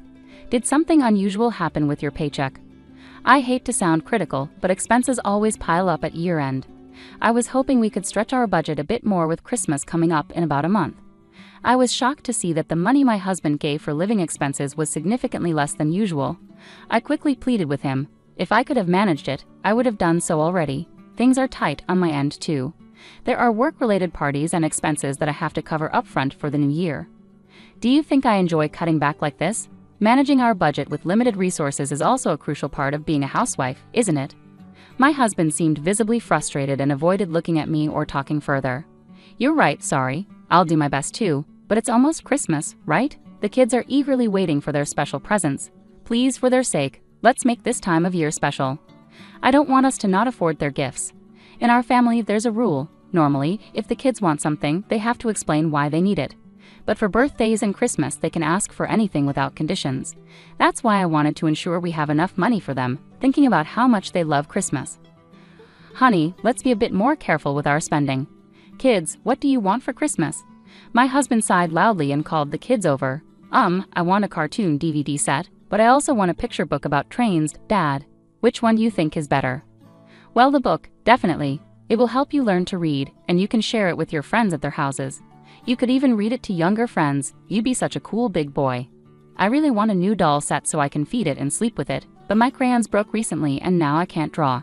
I wonder which wish Santa will grant. I think crayons would be great, Lena. You're so talented at drawing, and I love seeing your artwork. Ask Santa for some really nice ones, even better than the ones you had before. But what about the dolls? Can't you listen to what I want? Santa only visits good children. Naughty kids who are selfish get nothing. I'll ask for crayons. While pretending to listen to the kids, my husband clearly pushed them towards the cheaper options. Aaron's gift can be from a used bookstore, and Lena's gift can be from the dollar store. This way, we won't have to spend extra money on Christmas. Do you think spending money is the only solution? How foolish, he sneered, making sure only I could hear him. Extra expenses? That's not saving money. My husband called our children's eagerly anticipated presents extra expenses, manipulating their innocent minds to suit his agenda. I began to deeply resent such behavior from my husband. Then, after a while, Mom, look, a sparkly letter. It was in Dad's work bag. Could it be from Santa?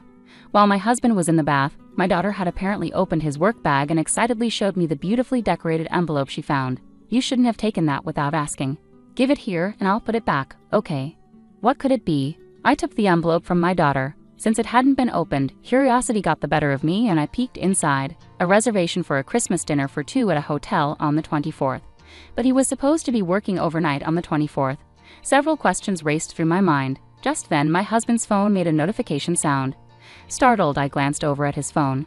It seemed to be getting a flurry of messages in a short span of time. Normally, I wouldn't pay much attention to his phone or how often it rang, but with a sense of unease, I reached for it. What's going on? My eyes fixed on the screen.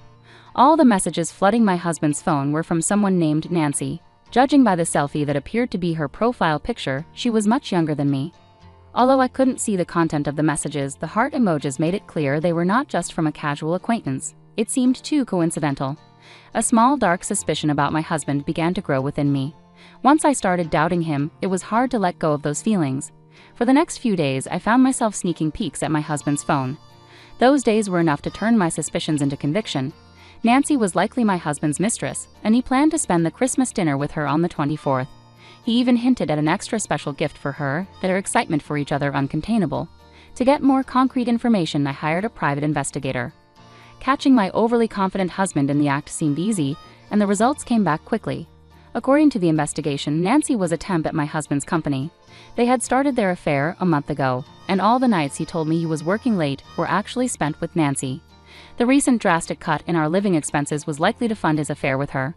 Clutching the investigator's report, tears of frustration overflowed. In just 1 month, my husband had come to prioritize another woman over his family. My efforts in taking care of the house, believing he was busy with work, and our children's kindness in holding back their desire to play with their father, all felt unbearably pathetic. The shock of my husband's betrayal was too significant to ignore. I didn't know what to do at first, but I have a plan of my own. I won't let this slide without a fight. Wiping away my tears, I stood up energetically and began to prepare my own special gift for my husband.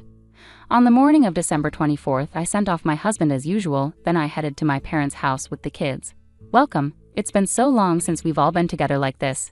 It feels just like when you, your brother, and your sister used to live here," my mom said.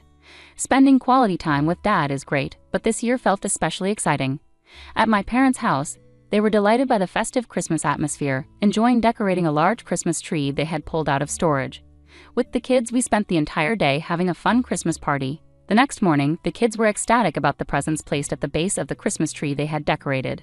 For my son, I got a DVD and a picture book, and for my daughter, a doll and crayons. We told them these gifts were from Santa and also from Grandpa and Grandma. The kids played happily with their new toys while the adults watched them with smiles. Suddenly, my phone buzzed. I looked at my phone and saw I had a call. I stepped outside to answer it. It was my husband, sounding very upset. "Hey, where are you?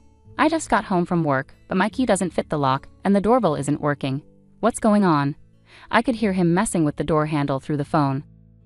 "Calm down, you're making a lot of noise. No one is there because we don't live there anymore. We finished moving out yesterday. You were too busy with work to notice, I guess.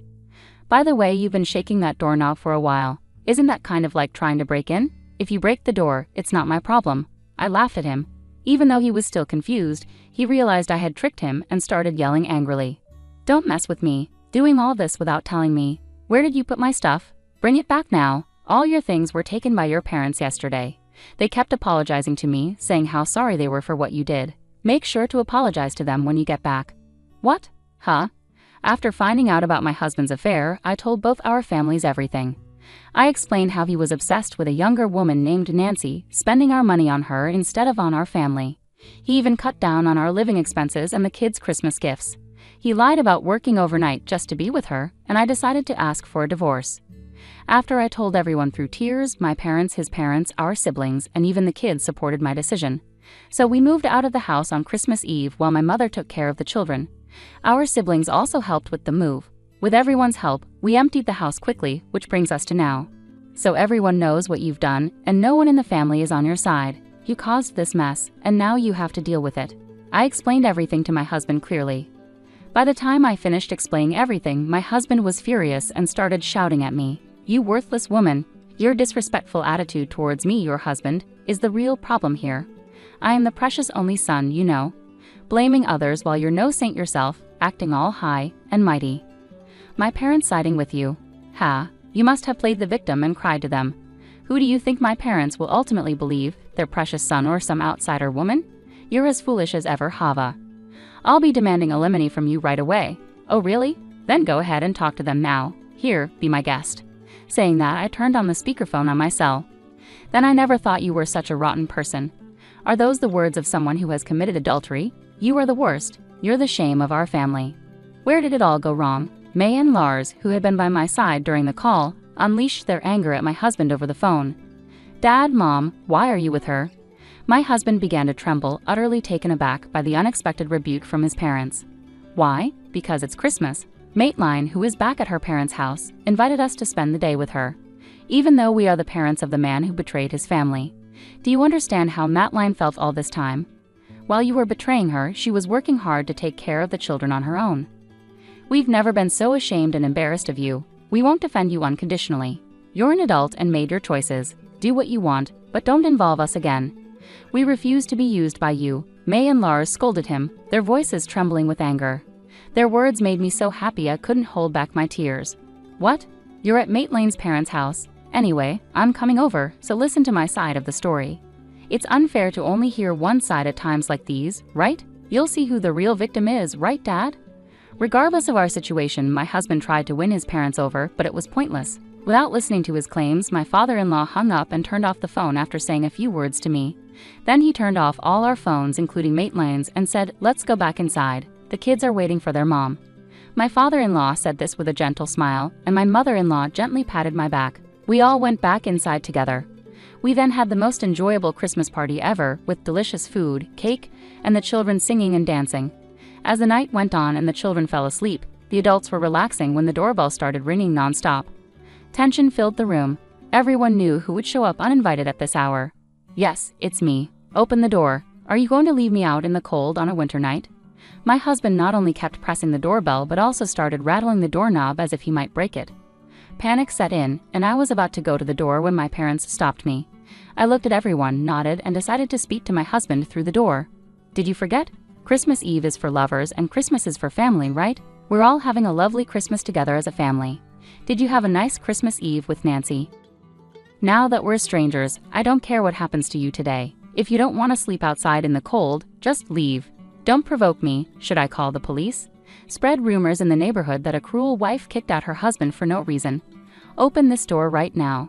No matter what I said, my husband refused to listen and continued causing a scene outside. I started feeling afraid at his persistence. Trembling, my father-in-law smoothly stood up. He exchanged glances with my mother-in-law, who also rose to follow him. My parents and I hurried to the front door with them. When my father opened the door, expecting me to give in, my husband stood there defiantly. "Long time no see, Dad," my husband said smugly. "It's not good to see you. Stop pretending we're friends. You're no longer a son to us, just someone who hurt our family," my father interrupted coldly. My mother joined in, causing a scene at this hour. "Do you even know what time it is? It's incredibly rude. The kids have been asleep for hours. You're not fit to be their father." She glared at him sternly. My husband was shocked to see my usually gentle mother so stern. "I won't let my grandchildren see this anymore. Leave. You're a nuisance. You're no longer part of this family." My father-in-law spoke calmly but with anger, making it clear my husband had to leave. My husband glared at us, looking like he might explode. "I'm calling the police right now," my mother-in-law said firmly. Seeing her pick up the phone, my husband panicked and fled without saying a word of apology. It was another stark reminder of who he truly was. I didn't cry anymore, but I felt an emptiness inside, questioning the purpose of everything I had been through until then. "How about some warm tea, and then you can get some rest?" My mother gently touched my shoulder with a kind smile. Everyone welcomed me back with warmth and understanding. I went to my room, grateful for the unwavering support of my family. Meanwhile, my husband, now without a home, went to his parents' house. They had changed the locks after hearing my side of the story, so he couldn't get in.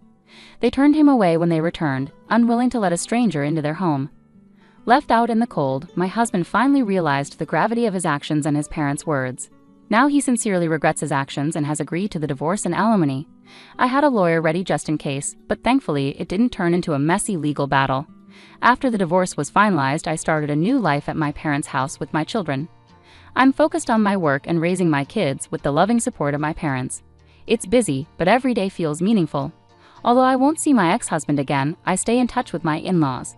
They're wonderful grandparents to my children and a great support to me. Even though we're no longer family on paper, I hope they'll always be part of our lives and continue to watch over the children as they grow. Do you both have everything? Let's go. Don't forget to say goodbye to Grandma and Grandpa. Bye. I silently prayed for these ordinary, peaceful days to last forever and looked forward to celebrating next Christmas together as a family, seeing my children's happy smiles.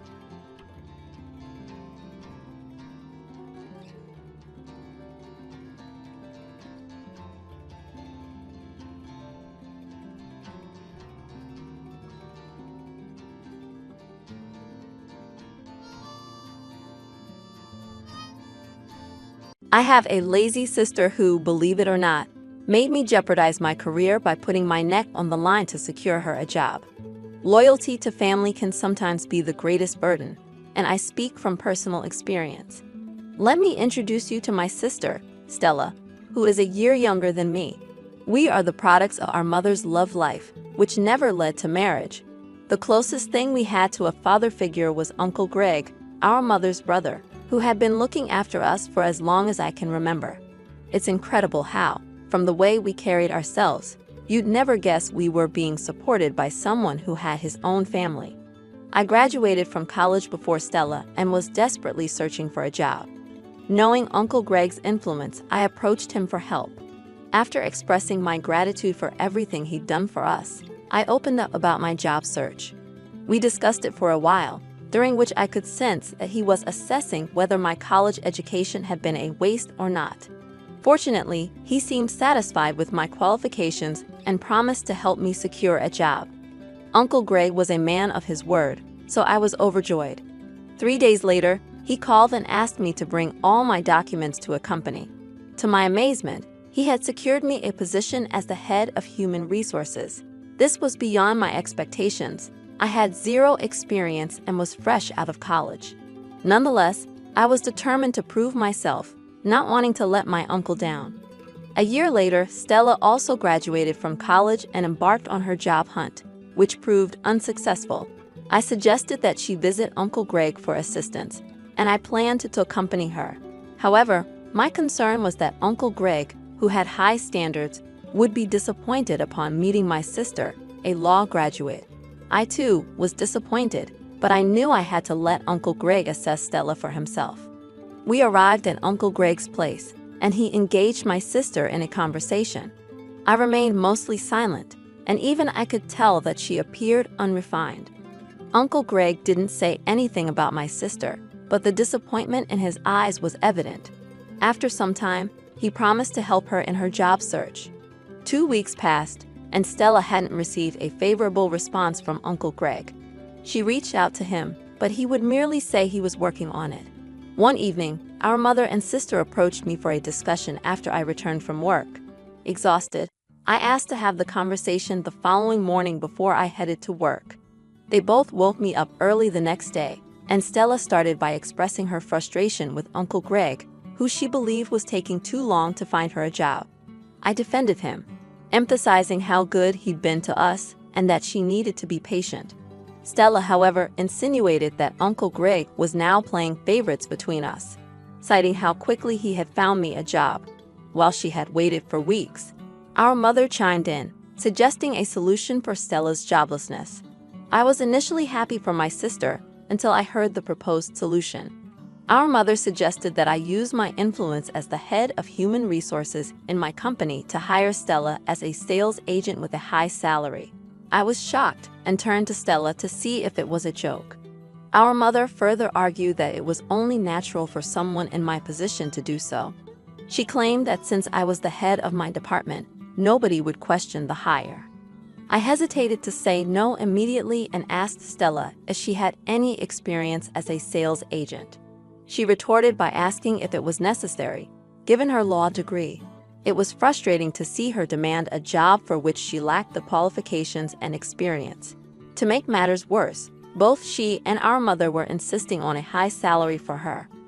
I made it clear to my family that what they were asking for was simply not feasible. I explained to my mom that Stella's law degree had no connection to my line of work. She raised her voice, insisting that I should look at the bigger picture, which, according to her, was the substantial salary Stella would earn once I secured the job for her.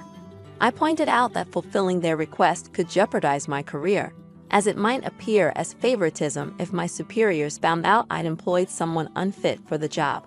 My mother and sister, however, dismissed my explanation, accusing me of not prioritizing family success. This was when I truly understood the bondage that family loyalty could become. How could they insinuate that I didn't want our family to succeed just because I declined to risk my career for their sake?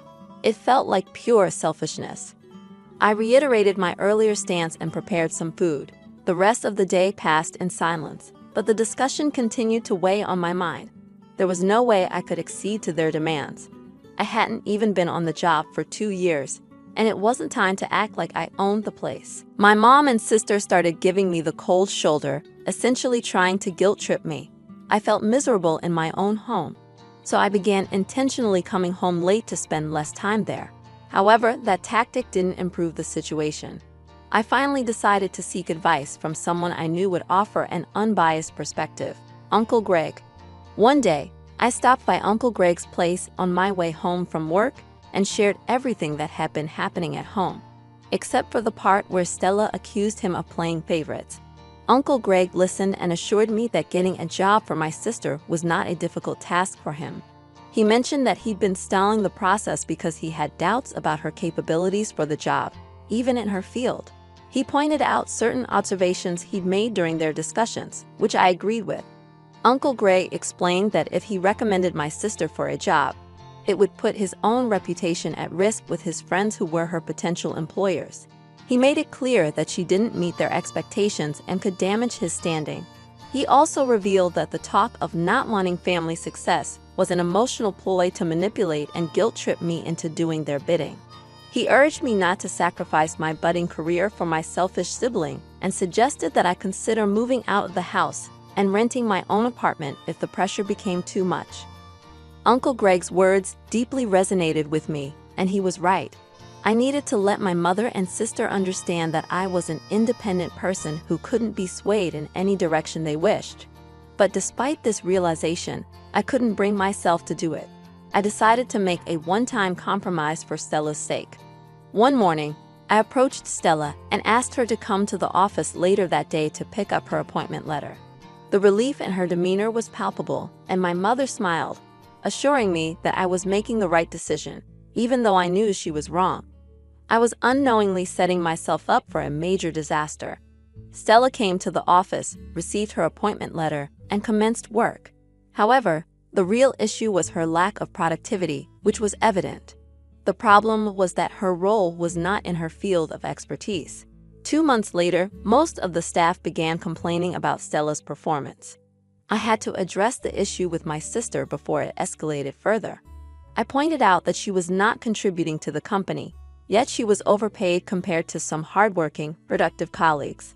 I explained that, under normal circumstances, firing her would be the best option for the company, but I was using my influence to delay such a decision. Stella defended herself, claiming she was still new to the job and needed time to learn the ropes. While her reasoning was understandable, the real problem was her lack of effort and enthusiasm. She seemed to be lethargic, simply waiting for payday. Just as I was about to dismiss her, she dropped the bombshell. Stella said she was considering taking a 1-month paid leave to attend to her health, despite no apparent health issues. I knew this was just an excuse. Here was someone on the verge of facing multiple complaints, and all she seemed interested in was stirring up trouble. I sternly warned Stella against entertaining the idea of a leave and threatened to fire her if she attempted it. I didn't let the matter rest. When I got home, I brought it to our mother's attention. I reminded her of her assurance to help Stella secure a job. And now, barely 2 months into her employment, Stella was requesting 2 months of paid leave. I made it clear to our mother that if Stella's productivity didn't improve by the end of the month, I would ensure she got fired. Our mother downplayed the situation, suggesting that Stella would get the hang of it in due time. She asked me to be patient with my sister. I agreed to give Stella the month to improve her productivity, and my course of action would be determined by her performance. I patiently waited for my sister to step up and be more productive, but it was a regrettable situation for both of us. Unfortunately, my superior got wind of the ongoing complaints and summoned Stella and me. During the review, it was revealed that Stella hadn't been productive since she started as a sales agent, and I had failed to take the necessary action, which would have been reporting the issue to management.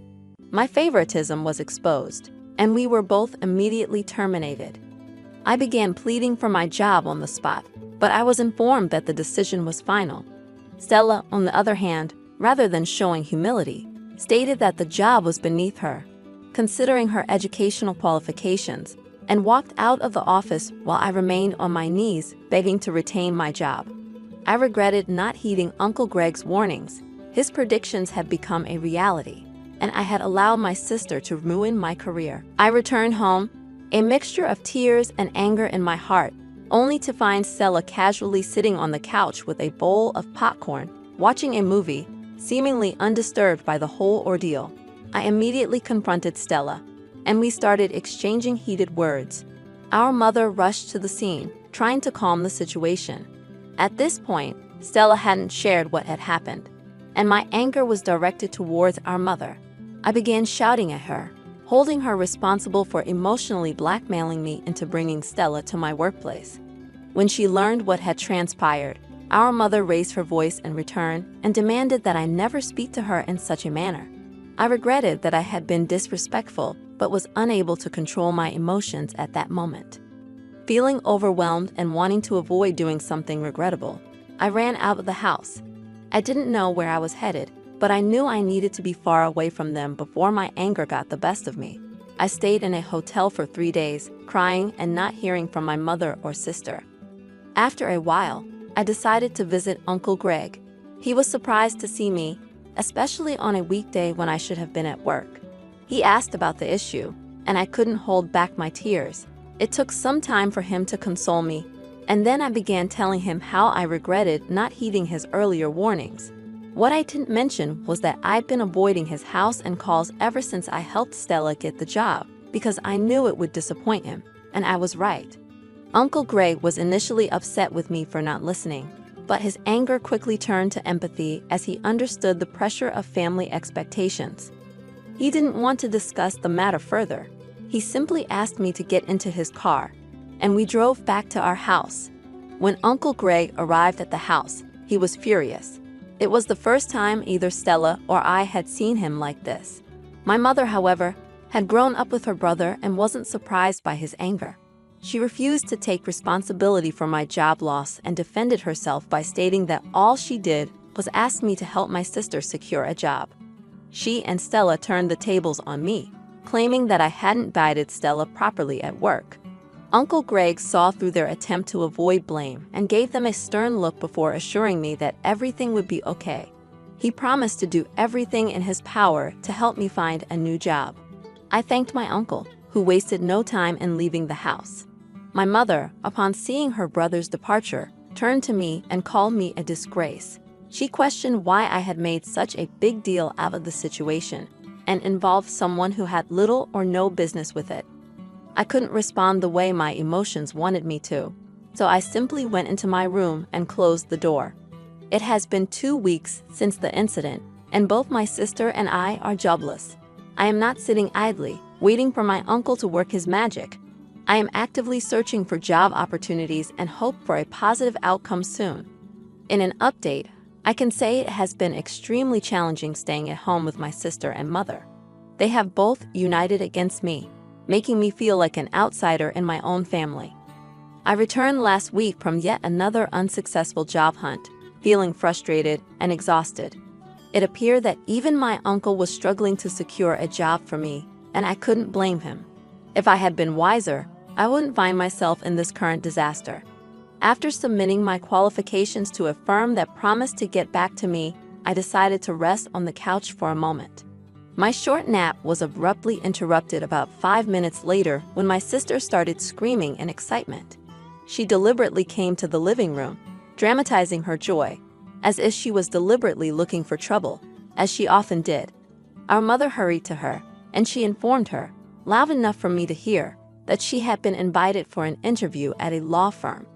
Our mother was thrilled for her, but I tried to mind my own business.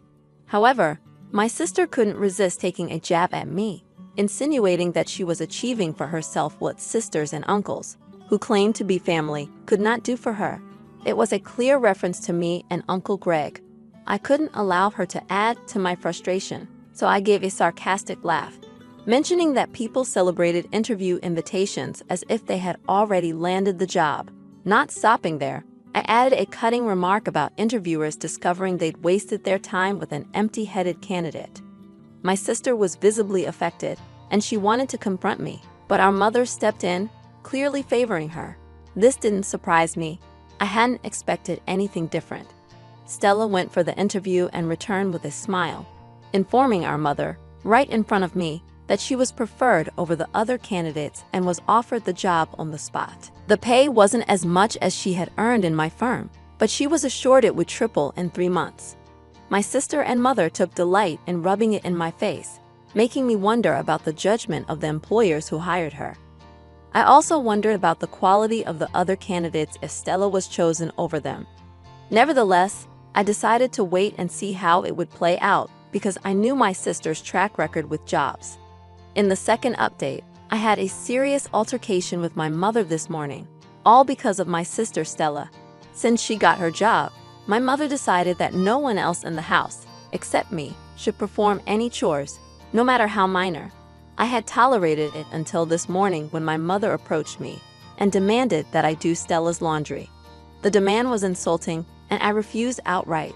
I told my mother that I wouldn't touch my sister's clothing even if there was a gun to my head. My mother argued that Stella needed to focus on her new job, something she claimed I lacked. According to her, we should support her in any way we could. I asked my mother if Stella had ever done my laundry when I had my job. I finally told her that if Stella was too busy to do her laundry, she could do it herself or take it to one of the numerous dry cleaning services in the city. I retreated to my room, closing the door, feeling utterly humiliated. How could my mother demand that I do Stella's laundry? I decided to reach out to Uncle Greg and inform him about the humiliation I was enduring at the hands of my mother and sister. I was hoping for some good news, but amidst the torrent of insults I faced daily, my uncle revealed he was still trying to pull a few strings, though it might take time. He expressed his displeasure with the way my family was treating me and assured me he would talk some sense into my younger sister. One evening, as I was in my room, Stella returned from work and started arguing loudly over the phone. From her words, I gathered she was speaking to Uncle Greg. She rebuked him for meddling in our affairs and demanded he stay away from us. When my mother asked her about the call, Stella referred to Uncle Greg as that man who doesn't know his place. My mother seemed to approve of Stella's stance, believing I was foolish for involving an outsider in our family matters. In the third update, I made the decision to move in with Uncle Greg and his family after Stella's outburst. It became evident to him that I was enduring a lot at home. I informed my mother about my decision, but she dismissed it, claiming I had been trying to distance myself from her and Stella anyway. The only time I saw or heard from Stella was a month later when she showed up at Uncle Greg's place to invite both of us to an award event organized by her firm. According to Stella, the event aimed to recognize the efforts of key individuals, and she was one of the honorees. She wanted Uncle Greg and me to attend, perhaps to showcase her productivity. I confronted her, telling her she should be apologizing to Uncle Greg instead of inviting him to the party. Stella, undeterred, made condescending remarks, claiming she was offering him an opportunity to witness her glory. I refused to attend the event, expressing my disgust at the entire situation. Uncle Greg tried to convince me otherwise, but I couldn't comprehend why he wanted us to attend a party that seemed nothing more than a charade. In the final update, everything fell into place. I finally understood why Uncle Greg insisted we attend Stella's party. In the end, despite the difficult situation, Uncle Greg insisted that I present myself at my best for Stella's party. Reluctantly, I attended the event alongside my mother. As the ceremony unfolded, individuals were recognized for their contributions. When it was Stella's turn, she confidently stepped onto the podium, radiating confidence. Unexpectedly, she cut off her boss's statement and began speaking passionately. Her words were pointed directly at me, emphasizing her triumph over the hurdles she claimed I couldn't overcome. She labeled me a failure lacking the drive to succeed. Stella praised our mother, who basked in the attention. However, to my astonishment, Stella's boss invited Uncle Greg to the stage. Surprised, Stella watched as Uncle Greg debunked her claims. He revealed the truth about how I lost my job due to Stella's actions and our mother's selfishness. Uncle Greg disclosed that he orchestrated this scheme to expose Stella's lack of productivity. Stella was publicly fired on stage, drowning in shame. My mother hurriedly left, unable to bear the humiliation. Uncle Greg introduced me to influential people that day, assuring me that a job opportunity would emerge soon. I severed ties with my mother and sister, knowing they would likely come crawling back for assistance eventually. Looking back, I am grateful for Uncle Greg's support during this ordeal. If not for him, I might have faced this situation alone. Reflecting on this experience, I am overwhelmed by the twists of fate and the importance of having a strong support system. I welcome your thoughts on this story. What would you have done in my position? Consider this twist. What if I didn't have Uncle Greg to fall back on? Share your opinions in the comments below. My name is Mr. Redito, and I share drama stories every day, ranging from inheritance disputes to cheating tales. If you enjoy these narratives, don't forget to subscribe. I'll be back tomorrow, reminding you that kindness is always in style. Peace.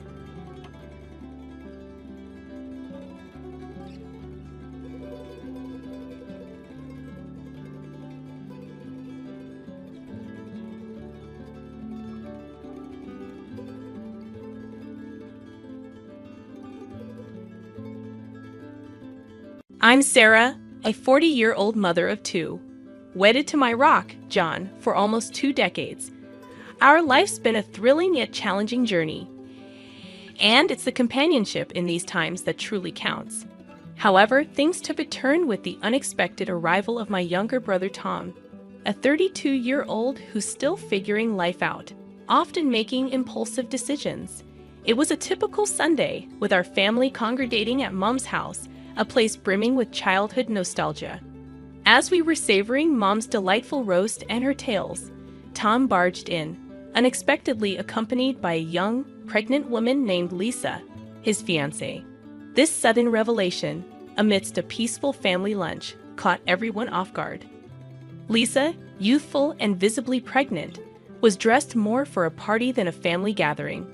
This news stunned everyone, especially my kids, Emily and Max, who were curious and bewildered by their new aunt-to-be and her sparkling attire. Tom's announcement of his engagement and impending fatherhood brought a tense silence to the room, only broken by John's attempt at congratulatory words.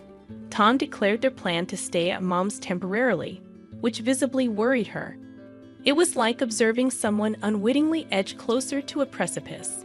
That night, John and I discussed the situation. He expressed his concern about Tom's irresponsible behavior and the strain it was putting on my mother.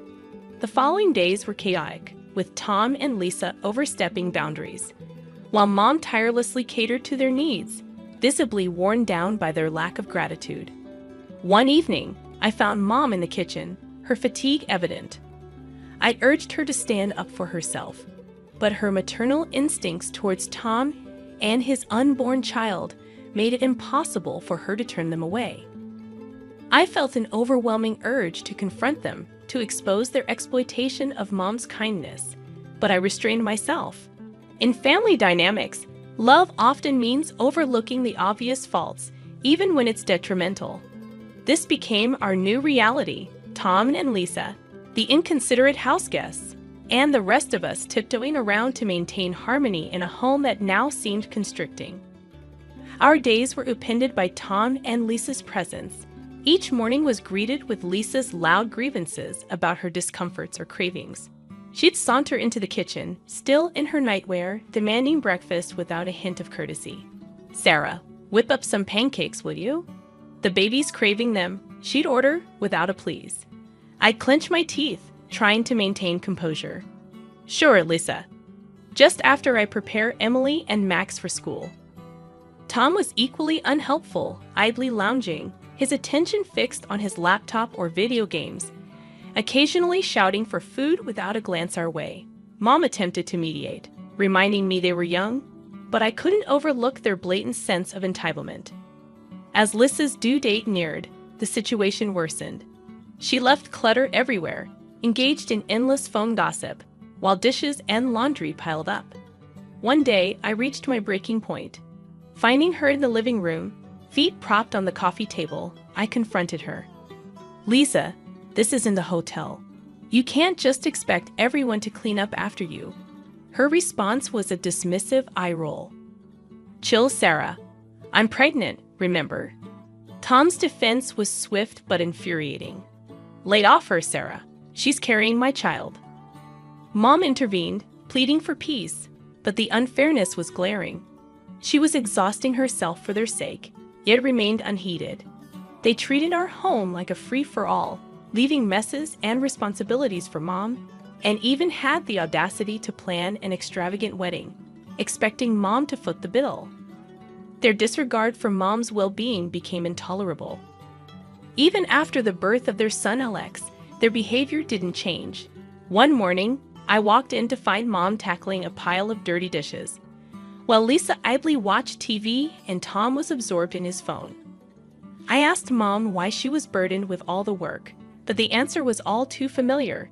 The cycle of disregard and exploitation seemed endless, leaving me grappling with frustration and concern for my overburdened mother. I questioned Mom, trying to maintain composure, but her response only added to my frustration. "Lisa needs to rest, and Tom's busy," she said. Turning to Lisa, I pointed out her lack of contribution, but she retorted with the excuse of her recent childbirth. Tom, disengaged as ever, defended her, claiming ignorance of their hardships. I was incredulous at their audacity. Sitting idle and burdening Mom was their idea of being busy? Mom attempted to diffuse the tension, claiming she didn't mind the extra work, but my patience had worn thin. I'd argued that Mom was not their servant, but my words fell on deaf ears. Tom and Lisa continued their routine, frequently leaving the house, burdening Mom with their child, and flaunting their extravagant purchases. Discovering a receipt for an expensive dress, I confronted them about the financial burden they were placing on Mom. Tom's indifferent shrug and Lisa's smug attitude were infuriating. They saw nothing wrong in exploiting Mom's generosity. Alone with Mom, I pleaded with her to see the situation for what it was, exploitation. But her maternal instincts blinded her to their irresponsibility. "I can't abandon them, especially not Alex," she said. Despite my efforts to persuade her, she remained steadfast in her belief that they needed her help. Feeling helpless, I watched the family dynamic deteriorate. Tom and Lisa continued their parasitic behavior, while Mom, ever the selfless mother, couldn't recognize the extent of their exploitation. The situation reached a breaking point when Mom suddenly fell ill. One day, she was her usual self. The next, she was bedridden and weak. I stayed by her side, offering hopeful words, but inside, I felt a growing anger towards Tom and Lisa, who were conspicuously absent, likely squandering more of Mom's resources. I expressed my outrage, but Mom's response was tinged with sadness. "They have their own lives, Sarah," she said, her voice weary. Her condition worsened, and eventually, Mom passed away quietly in the night. I was there, but Tom and Lisa were absent, likely enjoying themselves, oblivious to our family's loss. The funeral was a blur, a mixture of grief and resentment towards my absent brother and his partner. Their absence during Mom's final moments and their continued disregard weighed heavily on me, underscoring the profound disconnection within our family. I recall the moment Tom and Lisa arrived at the funeral, their appearance more fitting for a celebration than a solemn occasion. Lisa's attire was notably inappropriate, drawing murmurs from the crowd. John offered me a comforting squeeze of the hand, trying to provide some support. Post-service, Tom urgently wanted to discuss Mom's will. His insistence, so soon after our loss, left me aghast. He claimed Mom had left the house to him, a statement that seemed incredibly presumptuous and insensitive given the circumstances. My protests about respecting Mom's memory fell on deaf ears. Tom was adamant about his entitlement. The following day, I visited Mom's house to gather her belongings, but I was met by Lissa's sneering face at the door. She coldly informed me that the house was now theirs, claiming Tom had inherited everything. Tom's appearance, confirming the claim with a smug grin, sparked a mixture of anger and disbelief in me. I felt alienated, standing at the threshold of my childhood home, now claimed by my callous brother and his wife. Determined to seek justice, I found myself nervously entering the notary's office. The whole ordeal, grappling with Mom's loss, and now this dispute with Tom, seemed like a nightmare. Mr. Jacobs, the notary and an old family friend, greeted me with a solemn expression. As I voiced my doubts about Tom's claim, Tom and Lisa arrived, exuding arrogance. Mr. Jacobs began reading the will, and my anxiety peaked. When he reached the part about Tom, he announced a bequest of only $5,000 to him, a revelation that visibly shocked Tom. Mr. Jacobs then continued, to my relief and surprise, declaring that Mom had left the family home and the remainder of her estate to me. This unexpected turn of events was a small solace in the midst of our family strife, offering a glimmer of hope amidst the grief and turmoil that had enveloped us since Mom's passing. The revelation in Mr. Jacobs' office left me feeling a mix of relief and vindication. Lisa, on the other hand, was incensed, incredulous at the idea that they weren't left the house. Mr. Jacobs informed us that Mom had made this last will only a month ago, due to her concerns about being pressured by certain family members. Tom's reaction was one of rage and denial, but there was a sense of justice in the air. Mom had seen through their exploitation. Tom accused me of turning Mom against him, while Lisa threatened legal action. Mr. Jacobs warned them about the possible legal repercussions if coercion was proven in any earlier will. Their confidence seemed to falter at this. As Tom and Lisa left the notary's office in a huff, I stayed behind to express my gratitude to Mr. Jacobs. I left feeling a whirlwind of emotions: sorrow for losing Mom, relief that her final wishes were honored, and anger at Tom and Lisa's audacity. Back at the house, Tom confronted me, infuriated by the disparity in our inheritance. I tried to explain that this was Mom's decision, likely influenced by their continuous financial demands. His frustration was palpable as he demanded to know why Mom would screw him over like this. Then I found Mom's letter, tucked away in a drawer. It explained everything. Mom had initially set aside an equal share for both of us, but as Tom and Lisa's demands increased, she began to deduct from his portion. By the time she wrote her last will, Tom had already received most of his share through these advances. Tom was shocked and in denial, unable to accept that his actions had led to this outcome. I was firm, my patience thinning, as I confronted him with the reality of the situation. He sat, overwhelmed by his own actions, pondering the gravity of what he had done.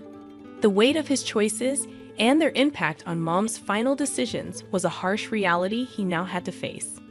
As I set the letter down, a blend of pity and frustration washed over me. "You've only yourself to blame, Tom. This was your doing," I said, watching him leave the house, a shadow of the man he once was. There was a sense of justice in his departure, but it was tinged with sadness for a family now fractured by both grief and selfishness. The house, previously a battleground of family conflicts, now stood in a haunting silence. Tom and Lisa had left, severing all ties with me. It was a relief to be freed from their tumult, yet it also left me to grapple with the fallout of their actions. As I sat in the living room, lost in thought, my phone rang. It was Jenna, bringing news of Tom. He was job hunting in town, and Lisa seemed to be living a single life, with no sign of their son, Alex. Anger surged within me at their reckless disregard for their child. Jenna's voice broke through my fury, suggesting that maybe there was something I could do. Her words ignited a spark of determination in me. I had to fight for Alex. He deserved a better life. The next day, I met with a lawyer, Ms. Rivera, a straightforward and determined woman. I laid out my case, my resolve firm. I want to pursue custody of Alex. He's in a toxic environment, I told her. Ms. Rivera, sizing up the situation, agreed to help, though she warned it wouldn't be easy. The ensuing legal battle was arduous, with Tom and Lisa oscillating between cooperation and hostility. But I remained steadfast. John's support was unwavering, his arms a haven of comfort after each challenging day in court. "You're doing the right thing, Sarah. It's hard but necessary," he reassured me. The day I was granted temporary custody of Alex was filled with mixed emotions. He was a sweet, bewildered boy, but gradually he began to adapt to our family. Emily and Max quickly grew fond of him, and he brought a new joy into our home. Tom's reaction was one of anger and resignation. "You've taken everything, Sarah," he accused. I stood firm, knowing I was protecting Alex, a responsibility Tom had neglected. As Tom walked away, I realized our relationship might never recover, but this was about Alex's well-being, not our sibling rivalry. With Alex, life took on a new dimension. There were challenges, of course, but also moments of laughter and love. He was slowly becoming a part of our family, and I was resolute in making his presence permanent. Looking back, I knew despite the hardships and challenges, we were building a brighter future, one filled with hope and the love of a family reunited under new circumstances. Making the decision to bring Alex into our family was undeniably the right choice. It marked a new chapter for us, an opportunity to heal, grow, and foster a future brimming with love and stability. This was the legacy I yearned to create, a vivid departure from the selfishness and discord that once loomed over us. Our home, once a symbol of family strife, was now alive with laughter and the joyful sounds of children. Alex had seamlessly integrated into our lives, his presence a beacon of happiness.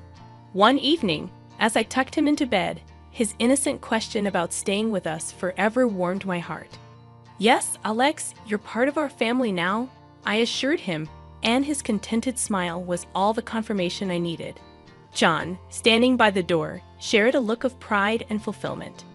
"He's really fitting in," he observed, and I couldn't help but feel a sense of achievement. We were providing Alex with the life he deserved. The next day brought the exhilarating news. The court had granted me full custody of Alex. Overwhelmed with emotion, I thanked Miss Rivera profusely. The family's reaction to the news was a beautiful sight. Emily and Max embraced Alex, and even John was visibly moved. "We're a complete family now," he said, voice laden with emotion. The journey had been tumultuous, but it strengthened us. While I occasionally thought of Tom and Lisa, hoping they would find their path, my priority was our children and our family. In the following months, Alex flourished, transforming from a timid child into one filled with confidence and joy.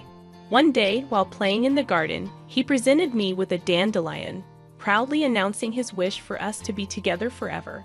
Holding him close, I assured him that his wish had indeed come true. Looking around at my family, I felt an overwhelming sense of peace. We had navigated through the storm and emerged more robust. Our future was a canvas of hope, love, and endless possibilities. This was our story, a testament to the resilience of family and the transformative power of love. It was a future bright with promise, and we were more than ready to embrace it wholeheartedly.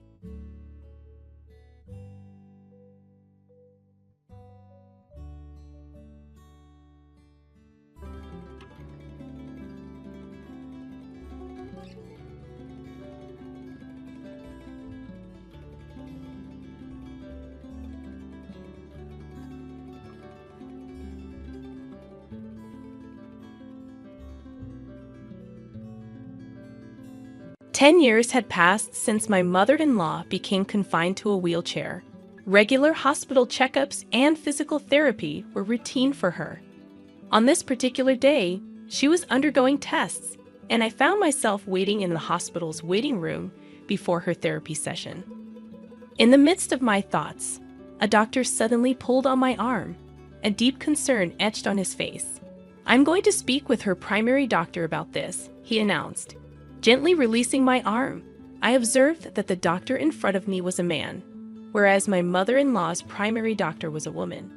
Confused about the need for a doctor who wasn't her primary to discuss her case, I questioned the situation. The male doctor hastily grabbed my hands, realizing my suspicion. "There's something neither your mother-in-law nor her primary doctor should hear. That's why I only want to tell you," he explained. Intrigued, I took a step closer to him. "My name is Julie, a 37-year-old office worker.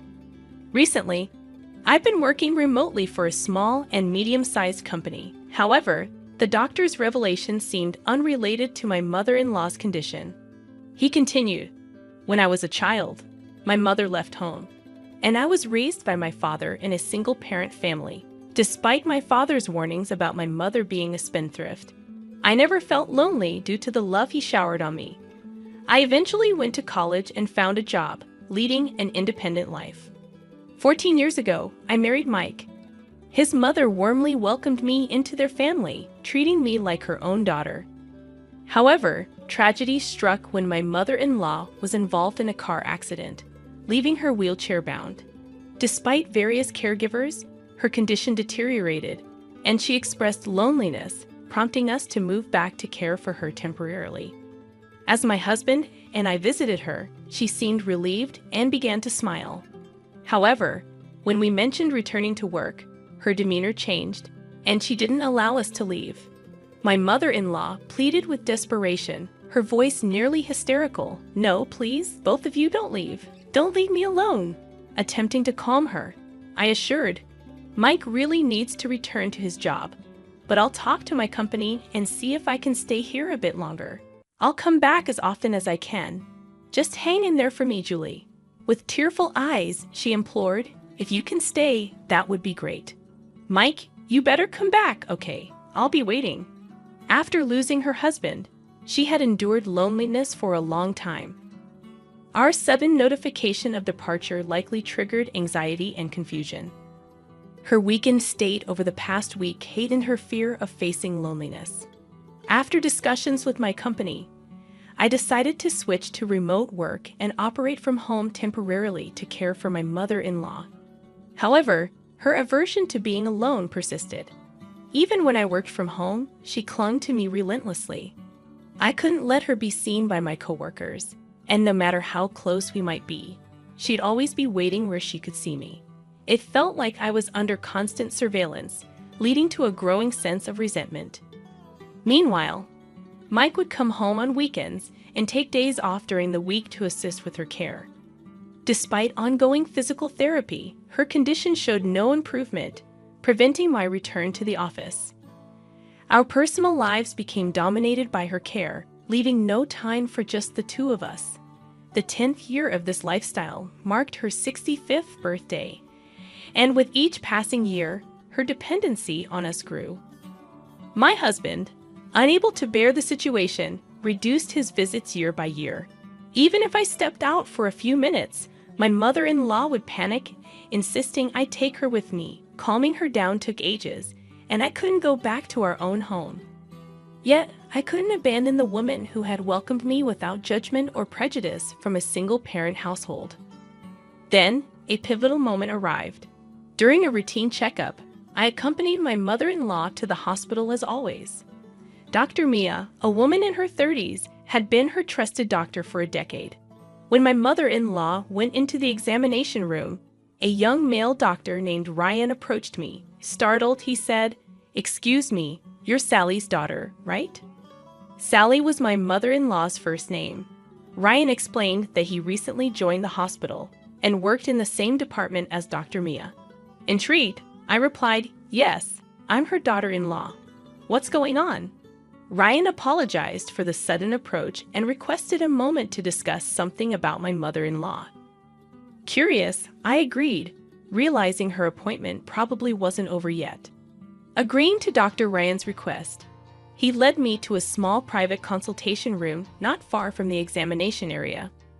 Motioning for me to sit, he took a seat across a small desk, fixing his gaze directly into my eyes. "You're currently living with Sally to take care of her, right?" Dr. Ryan inquired. "Oh yes, that's correct," I replied. I explained that for the past decade, I had been working from my mother-in-law's home while tending to her needs. The increased dependency had left me with little personal time, causing my husband to avoid coming home. Listening intently, Dr. Ryan nodded. I found myself expressing all the frustrations that had built up. Apologizing for the venting, I remarked, "I'm sorry for going on like this." Dr. Ryan reassured, "It's completely all right.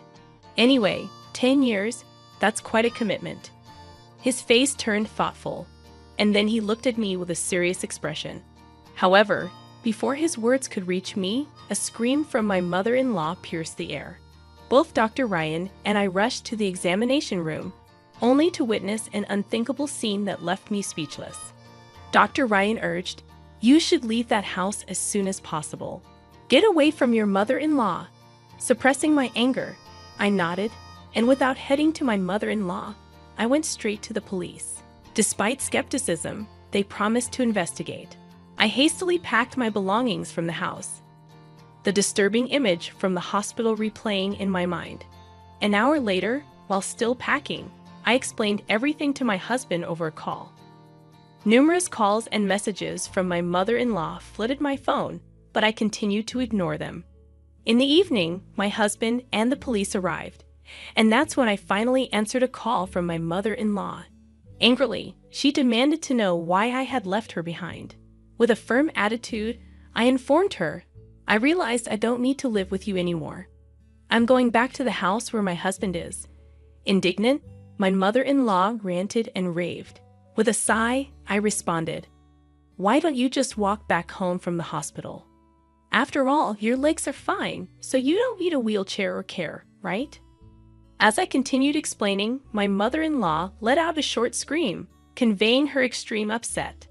I could vividly imagine her emotional turmoil as I disclosed the revelations I had discovered. I shared with her the unsettling information that Dr. Ryan had conveyed and the first-hand experience of witnessing an unexpected turn of events. Dr. Ryan had revealed that recent tests showed no physical issues with the muscles or nerves in her body. Instead, he speculated that her belief in her inability to walk might be psychological. The power of such beliefs could be formidable, and Dr. Ryan considered both physical and psychological care for her legs.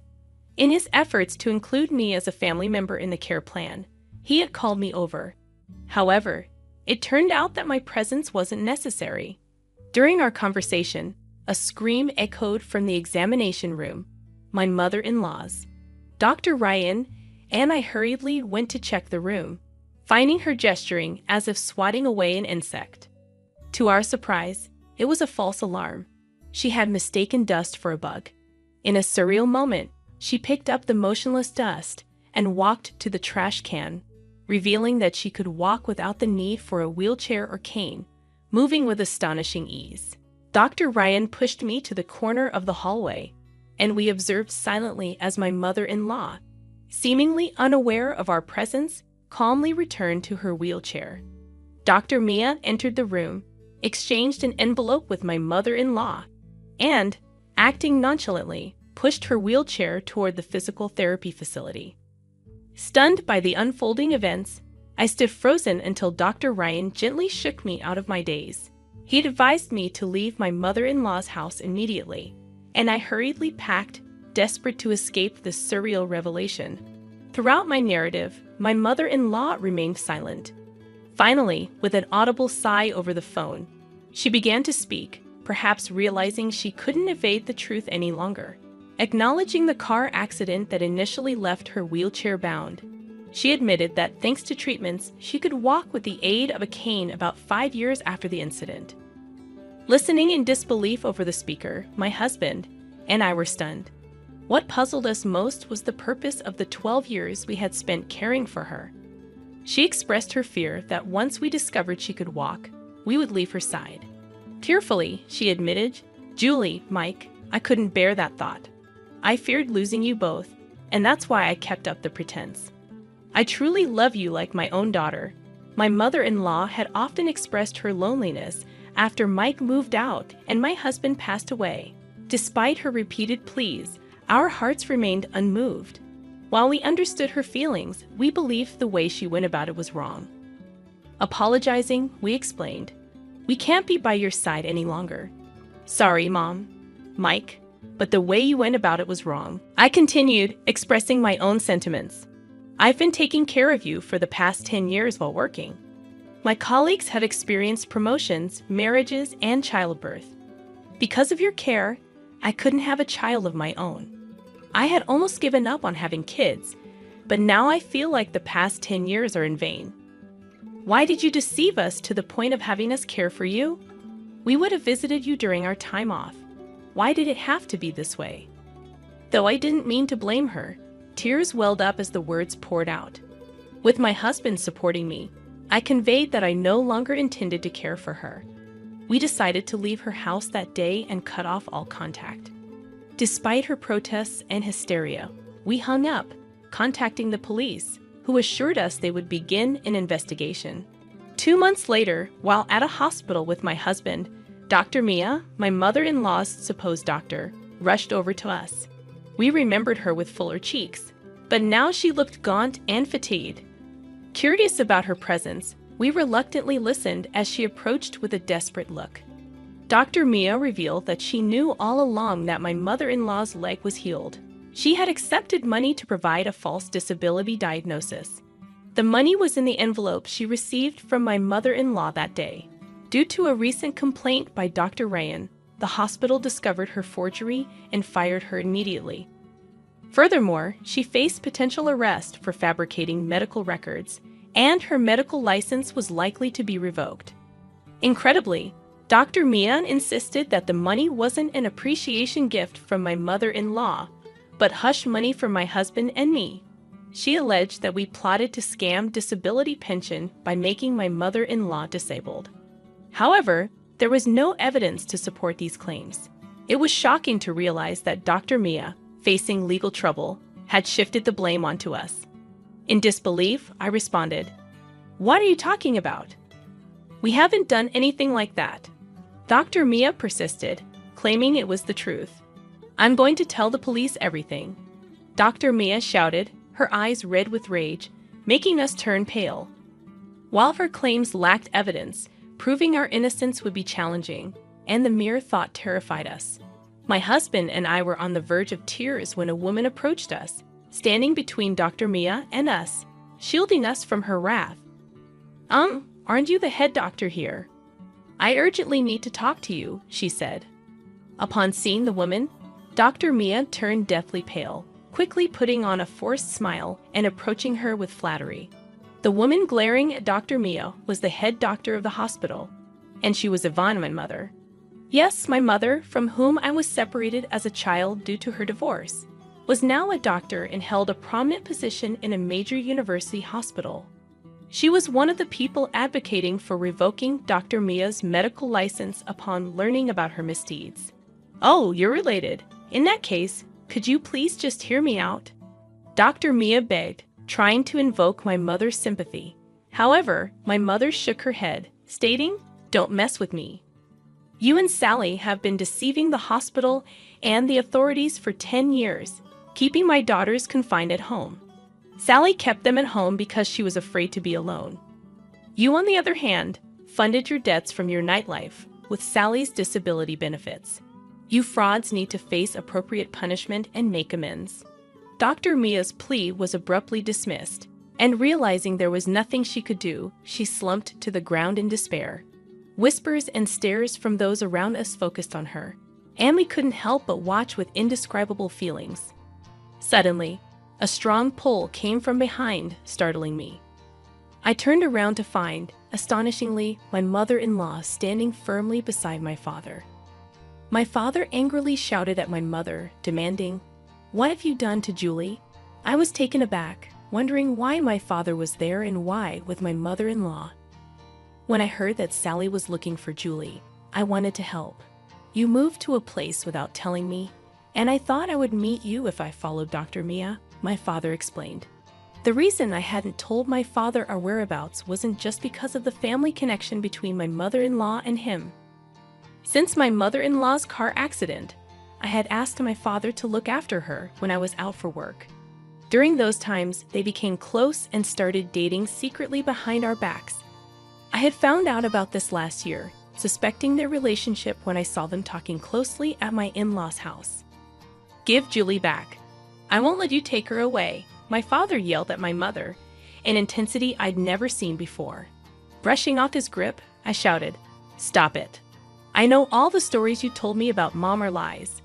My father's face went pale at my revelation. Since the divorce, he had been feeding me lies about my mother to ensure I didn't want to meet her.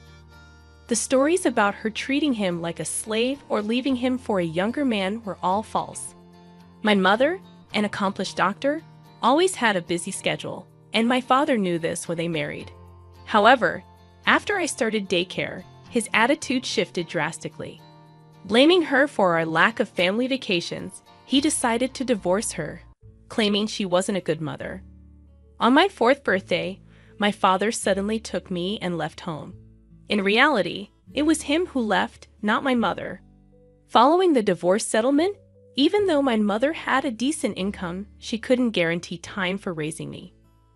My father was nominated to live with me. However, my mother had been sending a substantial amount in child support every month.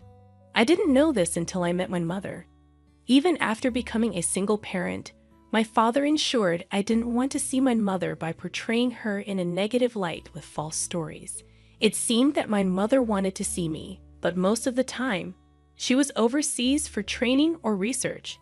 She kept sending me letters from overseas that my father kept refusing, hiding the letters. There were times when it seemed they might meet, but something always came up. Either my mother got an emergency call at the hospital, or my father would come up with an excuse to cancel at the last minute. I had been told since I was young that my mother couldn't be reached, or that no one knew where she was. It turned out that was a lie.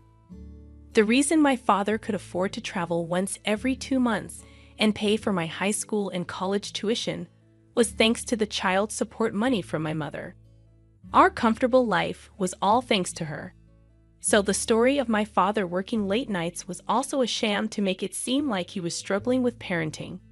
He'd work a regular 9-to-5 job, then spend nights somewhere, coming home only in the early morning. When my father yelled, "Where's your proof?" my mother calmly showed him a mobile bank app, saying, "This is how much I've transferred to you over the years for Julie, and your company unusually has strict policies against second jobs, so it was impossible. I can confirm with them if you'd like." My father crumbled, and my mother-in-law tried to comfort him. Seeing my father like this made me realize that I had been lied to my entire life. While the truth was shocking, I felt more anger than anything else. I said coldly, "Thanks for everything, Dad, but it's time to say goodbye." Saying that, my father clung to me, and my mother-in-law said, "Julie, your dad did everything he thought was best for you." No, he did it for himself. He lied about struggling as a single parent, using the money from my mom. And you lied to my husband and me, trying to bind us to your home. Both of you are a perfect match for your lies. Please stay away from us. With no excuses left, my father and my mother-in-law were speechless. Ignoring their stunned faces, we left the hospital with my mother. Later, Dr. Mia was arrested and lost her medical license. She had forged medical documents multiple times and was sentenced to imprisonment. Additionally, the hospital she worked for is suing her for defamation. My mother-in-law had bribed a doctor for a fake diagnosis, leading to her having to pay back all the pension money she received with interest. She's also facing fraud charges, as informed by the police. Mike says he's cut ties with her, so he's not bothered about her future. I'm trying not to care either. As for me, I realized I had been somewhat dependent on my mother-in-law. Feeling betrayed sent me into a mental spiral, so I've been seeing a therapist at the hospital where my mother works. Regarding my reunion with my mother, when I was getting a referral at my previous hospital, the doctor's name I was referred to was the same as my mother's. To my surprise, it was actually her. My mother was skeptical when she saw a patient named me, but during the consultation, she realized it was me. Our reunion can only be described as miraculous. I can't be treated by my mother due to hospital rules, but she supports me from behind the scenes. I've been back to my job at the office while still attending therapy. When visiting Dr. Ryan, who informed me of the truth about my mother-in-law, I heard that he and my husband were old high school buddies. We now often hang out with Ryan visiting our place, and everything feels like old times. It may be hard for me to forget how I was tied up by my mother-in-law and my father. But my husband, my mother, and Dr. Ryan always encourage me to take things easy and do what I want. Thanks to that, I'm planning trips with my friends or going to cafes by myself.